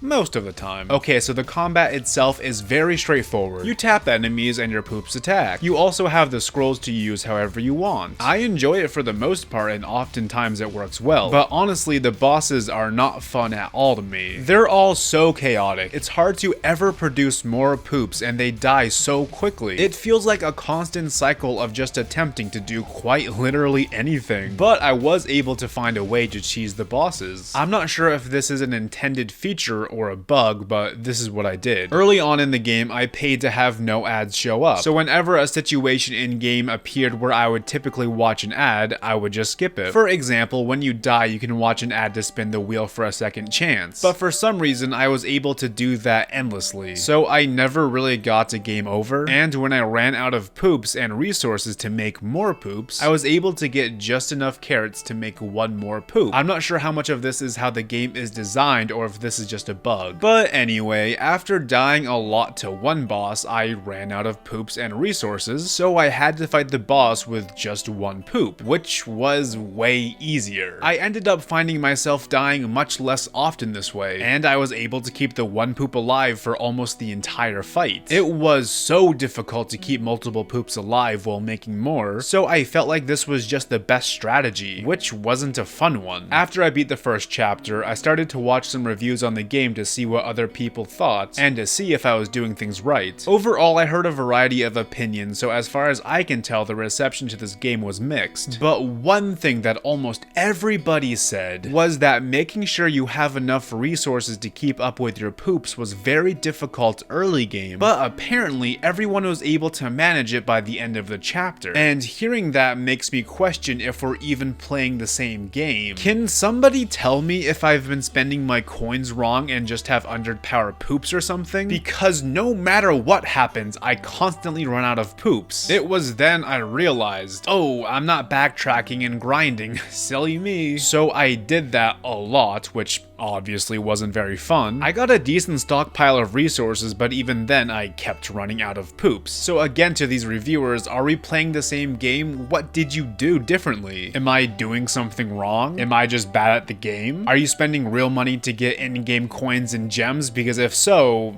that would explain a lot. Felix says this game was made in a way where you don't need to spend money to have a good time and beat the game. And while that's technically true, you are at a huge disadvantage if you don't spend any money. You are going to have to grind and backtrack pretty regularly to keep up. And if you don't do that, while upgrading, you're going to have to choose between making the movement speed bearable, the combat bearable, or if you want to get a bunch of poops without grinding. Not to mention, this game makes you spend a lot of coins on getting these green gems, yet they are required to upgrade almost everything. I know I've complained a lot, but don't get me wrong, this game can be fun on occasion. Not every quest or area suffers from these problems. There's some nice and small combat focused levels that I enjoyed, plus there's plenty of secrets to explore which surprised me in a good way. I really wanted to beat this game for the video, but I couldn't. I beat chapter 1 in 4 hours and had a pretty poor view of the game. It didn't help me that the game crashed 4 or 5 different times throughout my gameplay, which basically means this game crashes 1 time for every hour. Not to mention periodically I would get this broken pop-up for me to buy something, but I wasn't actually able to purchase anything if I wanted to. This pop-up would simply soft lock me, and this definitely happens more than once per hour. Anyway, after chapter 1, I realized there was only 3 chapters in total, so I tried to stick it out, but I only made it another hour and a half in. The mission that broke me was the mission where you have to retrieve the missing axe head. It requires you travel a large area pressing buttons that opens a random path in the area. So in other words, I was very slowly traveling up and down, left and right while fighting annoying enemies. It took a long time, I kept getting confused on where I was going, and like I mentioned earlier, the movement in this game is painfully slow. So needless to say, I stopped playing the game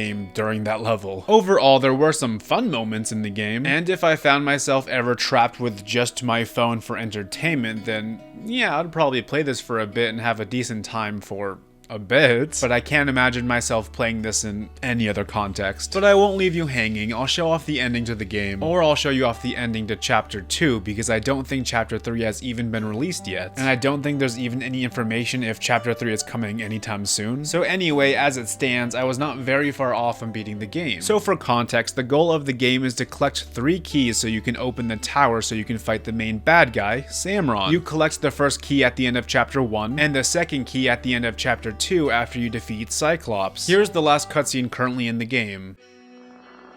Suddenly, Cyclops started crying. Sorry I tried to hit you. When I'm sad, I start hurting others for whatever excuse. You see, I once was a father to a wonderful child. His name was Sam. He was a really gifted baby, and used his magic for good. But 92 years ago, a thief came in the night and kidnapped my son. The abductor used Sam's powers to craft an evil spell. Everyone forgot how to poop, and the ground slowly filled with hate. However, he left something behind.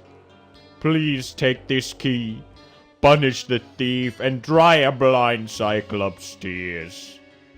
Poopy took the gift and journeyed to Wizard's Tower.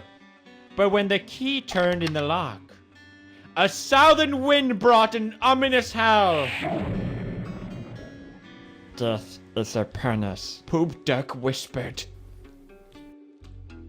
There's also 2 game modes to play. They're basically just unique side quests, they're really more of the same. I have now reviewed every single game made by PewDiePie, so let's make a quick tier list. I'm excluding Ass from this list because it hardly feels like a PewDiePie game. Number 1 is Tuber Simulator, number 2 is Legend of the Brofist, number 3 is Poopy, and number 4 is PewDiePie's Pixelings. There's this Vlad Nikki mobile game, but be honest with me, do you even care? Have you ever even heard of these kids until right now? Do you even care about this hub/mobile game app of theirs? The one that has a coloring book that excludes the color black for some reason. Do you even care that I have a bright green truck on my hands because of this? Great, now my boy Josh even thinks it's ugly. Do you even care about this mini game where Vlad says, Nick, we need more candies? And then Nick says, way too many candies. Like, which is it? Do we not have enough or do we need more candy? Also, that's the incorrect spelling of 2. And do you even care that the mini game is just tapping this pumpkin until eyeballs come out? And do you even care that 90% of the content on this app is locked behind a $30 a year paywall called a Fun Pass? Or how about the fact that this game immediately prompts you to buy it after opening the app for the first time? They're taking advantage of the kids and their need for fun. Don't even get me started on the Grumpy Cat game.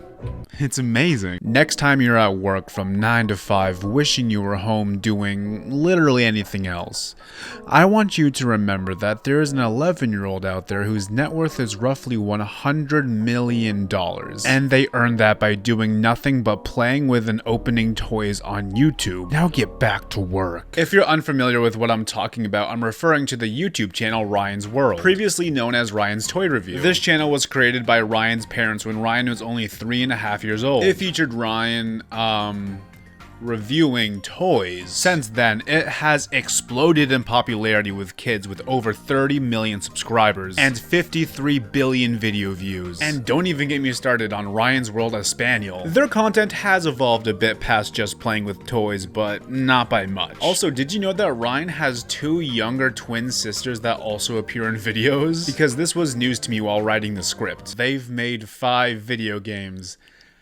and I played them all. This mad lad, entrepreneur, business tycoon, independent, hardworking, blue-collared, yellow-collared 11-year-old has 5 different video games to his name, along with a bunch of other merchandise, but that's for another video. His first game is Tag with Ryan, second is Race with Ryan, third is Super Spy Ryan, fourth is Ryan's Dirt Tag, the last and most likely least is Ryan's Rescue Squad. We're going down this rabbit hole in order, starting with Tag with Ryan. This is a mobile running game where Ryan runs from Combo the panda so he does not get tagged. Combo, of course, is a reoccurring panda character in Ryan's videos, but I'm guessing that you already knew that. So this game looks and controls fine. There's also power-ups and costumes, of course. However, the voice lines do get annoying quickly, and I don't think Ryan knows how Tag works. So he's playing tag with Combo, and that's why Ryan is running away, so Combo is it, right? Combo is the tagger, and if you mess up, Combo will tag you. Well, if you run long enough, you'll be able to tag this crocodile character named Gus, despite Ryan not being the one who's it. This isn't how tag works, which really bothers me for some reason, and I do admit this is dumb. Tagging Gus is just how you unlock more cosmetics, and I really should not be mad at a game called Tag with Ryan, but I am. Another critique I have is that the game is way too easy. I know what audience this game is meant for, don't remind me. But honestly, this game has no end goal and is endless. So this feels more like an endurance game than anything else. Like, how long am I willing to play this mindless game for? It's actually kind of torture at a certain point. And guess what? Every single time you die, you have the option to watch an ad to continue running. So as far as I can tell, you can actually play this game endlessly, making it a real endurance test. Hey MrBeast, I got a new video idea for you. Last person to quit Tag with Ryan wins $1 million. Feel free to use it, but I better be competing in that one. Also, probably about 75% of the time, the ads are for more Ryan's World's products. Yeah, they're literally plugging their own merch into the game, which is probably why they let you continuously watch these ads. By the way, if you ever see any egg in any of these games, which you will, well, that's because Ryan sells a bunch of toys inside these eggs. So it's basically a product placement every time you see one in one of these games. By the way, Race with Ryan is freaking awful. By the way, I want to say thank you to Game Pass for just having this game so I didn't have to spend $30 on the game and its 3 DLCs. So yeah, it's a racing game. You can either pick your track to race on or do career mode to earn trophies and unlock stuff. So that's what I did, and I played on hard mode because I thought, how hard can this be? If only I knew. So I didn't regret that choice because I had a hard time keeping up with the competitors. I regretted it because the camera is so goddamn close to your characters. It is so difficult to figure out where you're going at max speed if you don't have the maps memorized. And guess what? I don't have the maps memorized. Like, look at the camera comparison with Mario Kart. This is just too much. Not to mention, a cardboard cutout of Ryan will constantly pop up on the screen to say something annoying and to block more of the race. Also, look how big this font is. It's even harder to see when you use or have an item. Push the camera out, for God's sake. Anyway, once I got used to the cameras, I was able to steamroll the competition. I remained in first place almost the entire time for every race I played. I found drifting to be difficult for some reason, so I didn't even try to drift most of the time, which resulted in me continuously bumping into walls and tight corners, but this did not seem to ruin my chances at staying in first place at almost any point. I will say the maps themselves are not bad at all, with a bunch of branching paths. However, they do start to blend together and feel samey to me. If you showed me a random track, I don't know if I could confidently tell you whether or not I actually played on it. And I played this game yesterday. Oh, Hank, did you want to say something? Kilven, você precisa achar o Ryan World. Ele abriu a Câmara dos Segredos. Yeah, you've always been a pretty wise chimp. The next 2 games are complete ass and almost not worth talking about, but I'm gonna do it anyway. We're gonna start with Super Spy Ryan. It opens with this fully animated cutscene, which is kind of cool, but we'll never see this again in a Ryan game. So anyway, blah blah blah, plot plot plot, I didn't pay attention. This game's concept is alright. Your goal is to have the most toys on you by the end of the match, and you get toys by finding them around the arena and searching in chests. But be careful, as you have to hide from and or attack the NPCs and other players if they get too close to you, or else you will lose all of your toys. It is very punishing. By the way, this game is actually online. I originally didn't believe that fact, since I've seen other mobile games try to trick you into thinking it's online when it's really not. But at one point, a match of mine ended early, and my only guess for why that is someone had connection issues. There's 2 modes you can play in the game: team and free-for-all. In my team matches, I was consistently carrying the team. When I lost all of my toys, my team's meter went down to almost 0. And the first time I played free-for-all, I got 48 toys and second place had 12. Moving on. Dirt Tag with Ryan is the most forgettable game. It's this endless rail shooter that's ungodly easy. There's not much else to talk about. It's hard to tell by looking, but not all of the Nerf bullets the enemies shoot at you are actually harmful. Only some are. The game does make it clear on which are harmful and which are not harmful, but so much of what is going on is just irrelevant. So while playing this game, I would just forget that I even needed to dodge sometimes. And those were the only times I ever got hit. This is, again, an endurance game because it is just that easy. Easy like your mom. Remember when I was revealing the games to you in this video and then I said, the last and most likely least is Ryan's Rescue Squad. Well, that's what I like to call foreshadowing. Yeah, Ryan's Rescue Squad is the worst out of all of his games, which is sad considering we have seen some trash today. This game starts with Ryan and his friends getting isekai'd into this new world. In this world, evil Ryan and his 2 minions want to take over the Ryan World's YouTube channel and teach their evil ways to thousands of people. Evil Ryan is probably also an Andrew Tate stan. Most cutscenes in this game are just in his comic book style, which makes me ask, what happened to the animation? They only made animated cutscenes for one game and one game only, which is weird because that game is free and I paid $40 for this one. Also, during these cutscenes, they show this button you can press to skip these cutscenes, but it doesn't actually work and there is no way to skip these cutscenes. So there's 4 worlds in this game with at least 5 levels in each world with a bonus level. You start off in this green hill zone, I don't know what else to call it. You can run, double jump, kick through obstacles, and ground pound. There's also these little circular things you can collect and throw at people. In other words, this is a Yoshi game, but worse. They didn't even give Ryan an animation to throw the ball, but he's clearly drawn to be throwing it in the tutorial. Like, how lazy is that? In the next world, they introduce barrels, so this game becomes a Donkey Kong and Yoshi ripoff. That world's theme is even pirates, for crying out loud. Like, at least try to hide your intentions. I'm not saying this game can include things that are also in a Mario game. At this point, I think that would be impossible for a platformer to do. However, this game just never expands upon anything or does anything original. This is the perfect example of a lazy and bare bones platformer. Like, there's gimmicks in this game just to have gimmicks. Like, there's this dinosaur that you have to play as in some levels, and that dinosaur is so slow, boring, and adds no unique gameplay whatsoever. So why is it here? Is it just to make the kids go, dinosaur, dinosaur? That was so goddamn cringy.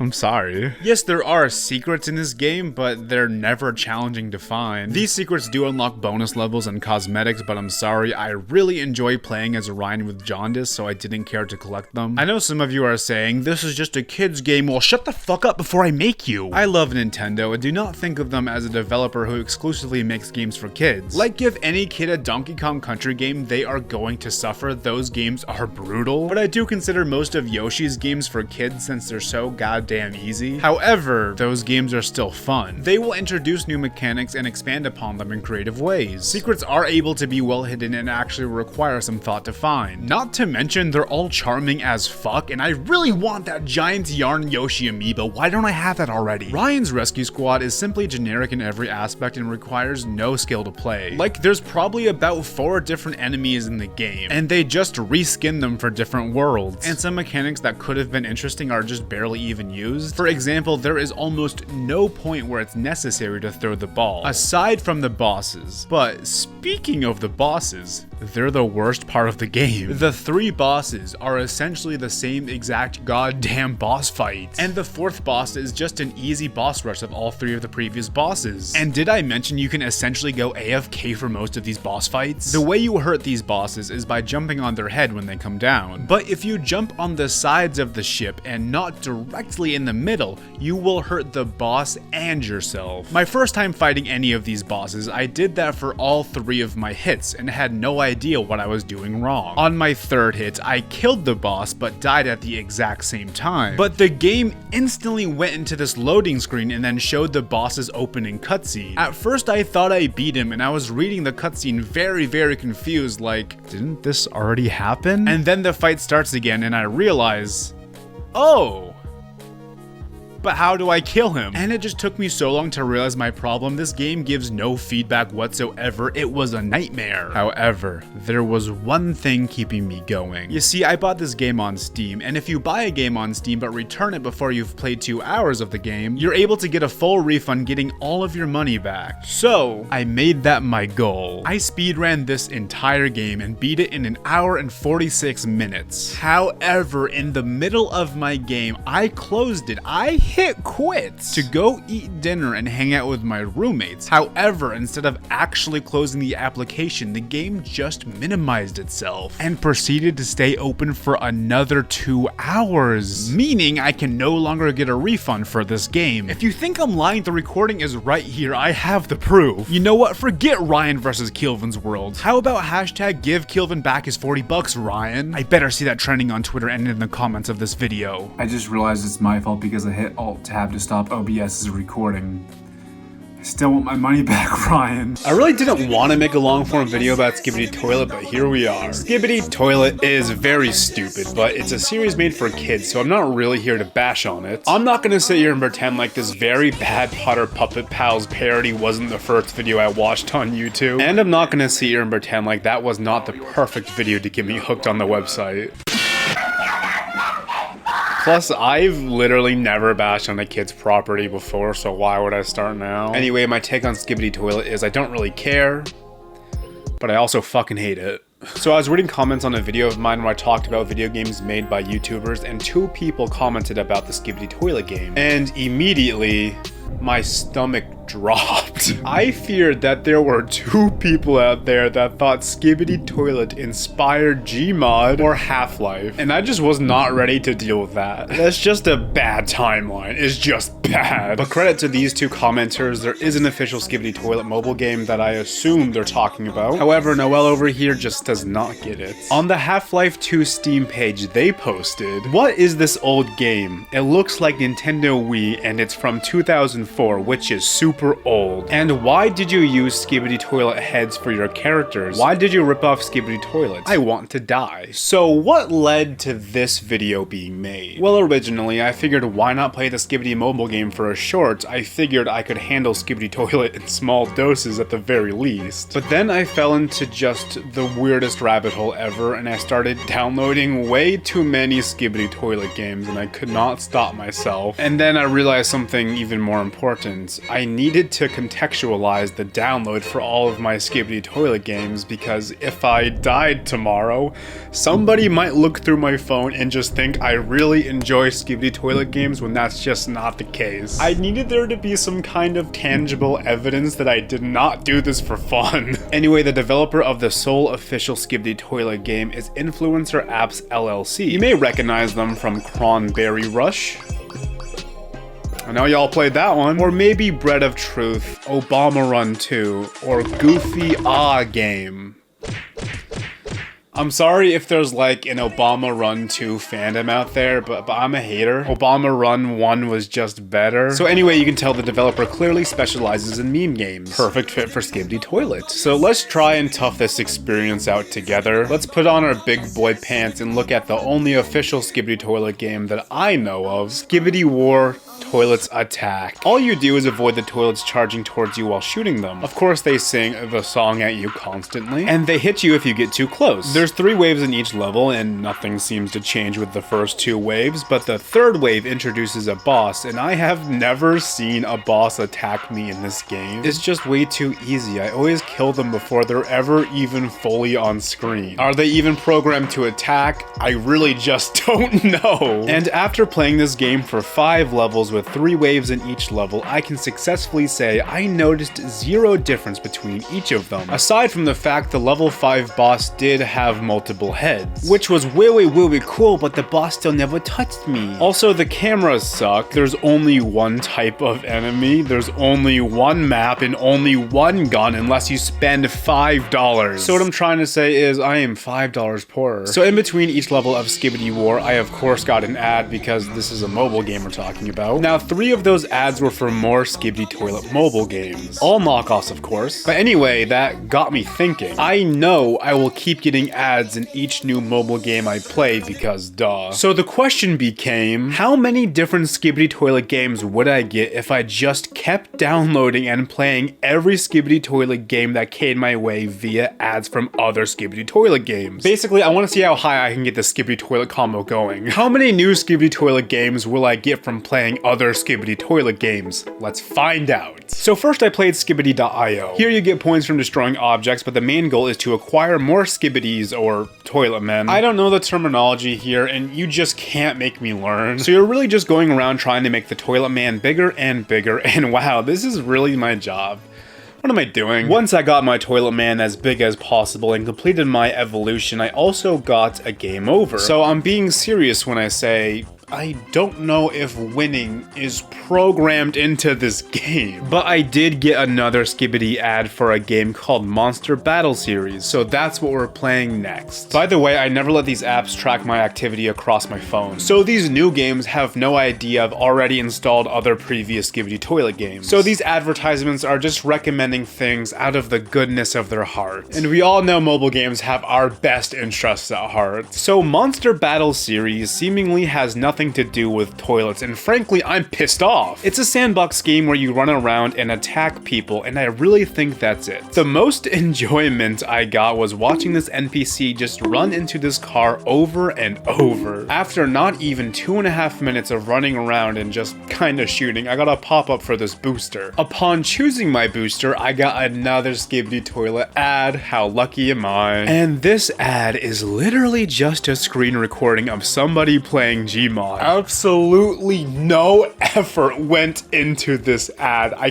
kinda love it actually. Anyway, time to download Nextbot's Shooter Sandbox. But don't think that's all we're gonna download from this game, because at the very top of the screen, I also got an ad for Prank Sound Toilet Call. So if you've lost count, we're already at 7 Skibidi Toilet games. I've only played 3. Feel free to comment how many Skibidi Toilet games you think we're gonna get to. I say we look at Prank Toilet Call next. The first thing I need to do is choose my favorite sounds, but with a delectable selection like this, how could I ever choose? As far as I can tell, all you can do in this game is voice or video call these characters. Video calling just plays a Skibidi Toilet video, and voice calling does nothing. It's literally just silence. It's as if they forgot to drag the files into this game. And why the hell is that a recurring trend here, by the way? It feels like every game we've played so far has just like forgotten to add something to their game that you'd think should be important. There were also some other random people I could call, so I of course gave Jizzo Blackpink a call, and we had the most engaging conversation ever.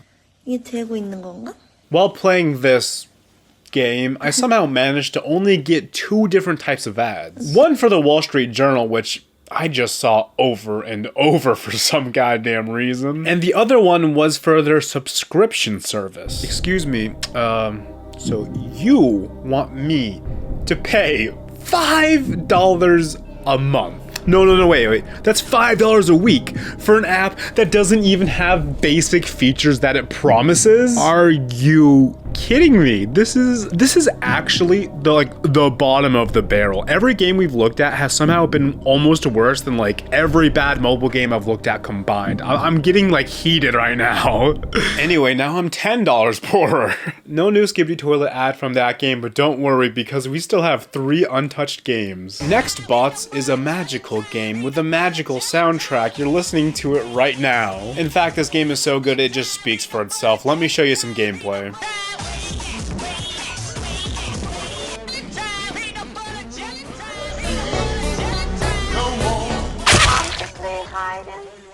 So if you're confused by what you saw, then you're pretty dumb. You're supposed to navigate this incredibly complex and interesting maze and shoot these memes. Yep. So I got this knockoff Spider-Man game for an ad, and at first I was like, whatever. But then, out of nowhere, I heard the music slowly creep in, and oh great, it's another one! This game is actually the exact same game as Monster Battle Series, but it's a completely different app. The only difference that I noticed was you can shoot webs like Spider-Man, so I guess the ad only half clickbaited us because I couldn't find any toilet men here. Nor did I get any new Skibidi Toilet ads. So we only have 2 more Skibidi Toilet games to keep the streak alive. Monster Park had me raising toilet men so I can show them off in some some kind of bizarre zoo. I don't have anything else to say on the game, it really just is what it is. But I did get an ad that wanted me to color in the Skibidi Toilet drawing. We are so back, baby! This is Coloring Game Color ASMR. You tap and hold the screen and the game draws the outlines for you. Also, if you hold down the screen, the marker will just keep going forever and disappear. Where's the marker going? And by the way, when you're done the outlines, you can color in the game by yourself. I guess they just don't trust its player in tracing an outline. Then we got our very own choice of Skibidi Toilet ad. How lucky are we? Now calm down, don't worry, I did download both of them. This is DOP Yes Yes Delete One Part. It's a puzzle game where you erase one object to solve the puzzle, if you can even call them puzzles. Anyway, 3 levels in and we get this ad for Skibidi.io, a game we already played, so we won't be downloading anything new this time. Guess the toilet monster voice seems to be made by the same developers who made the Skibidi Toilet calling game. The subscription plans are here and everything. However, this app managed to be worse than the calling app. All you do is tap on the sound effects that you want to listen to, and listen to them.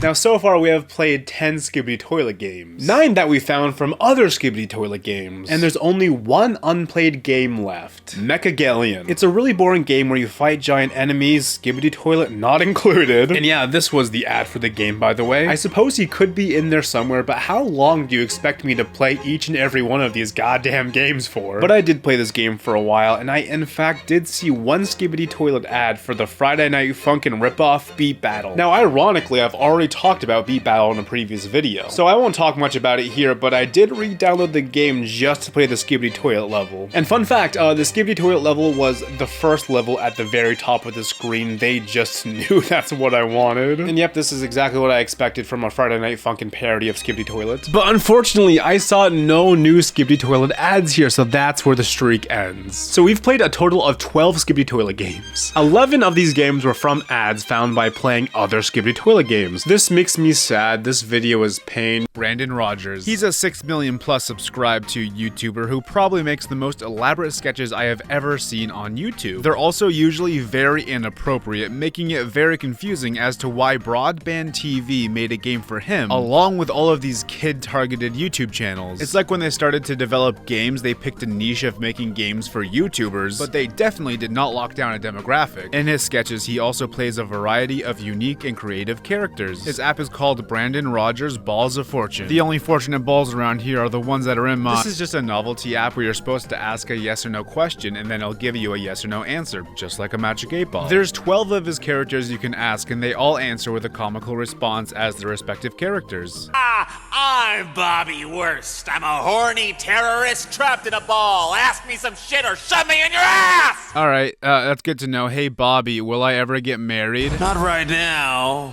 But that face of yours is looking an awful lot like a seat. Okay.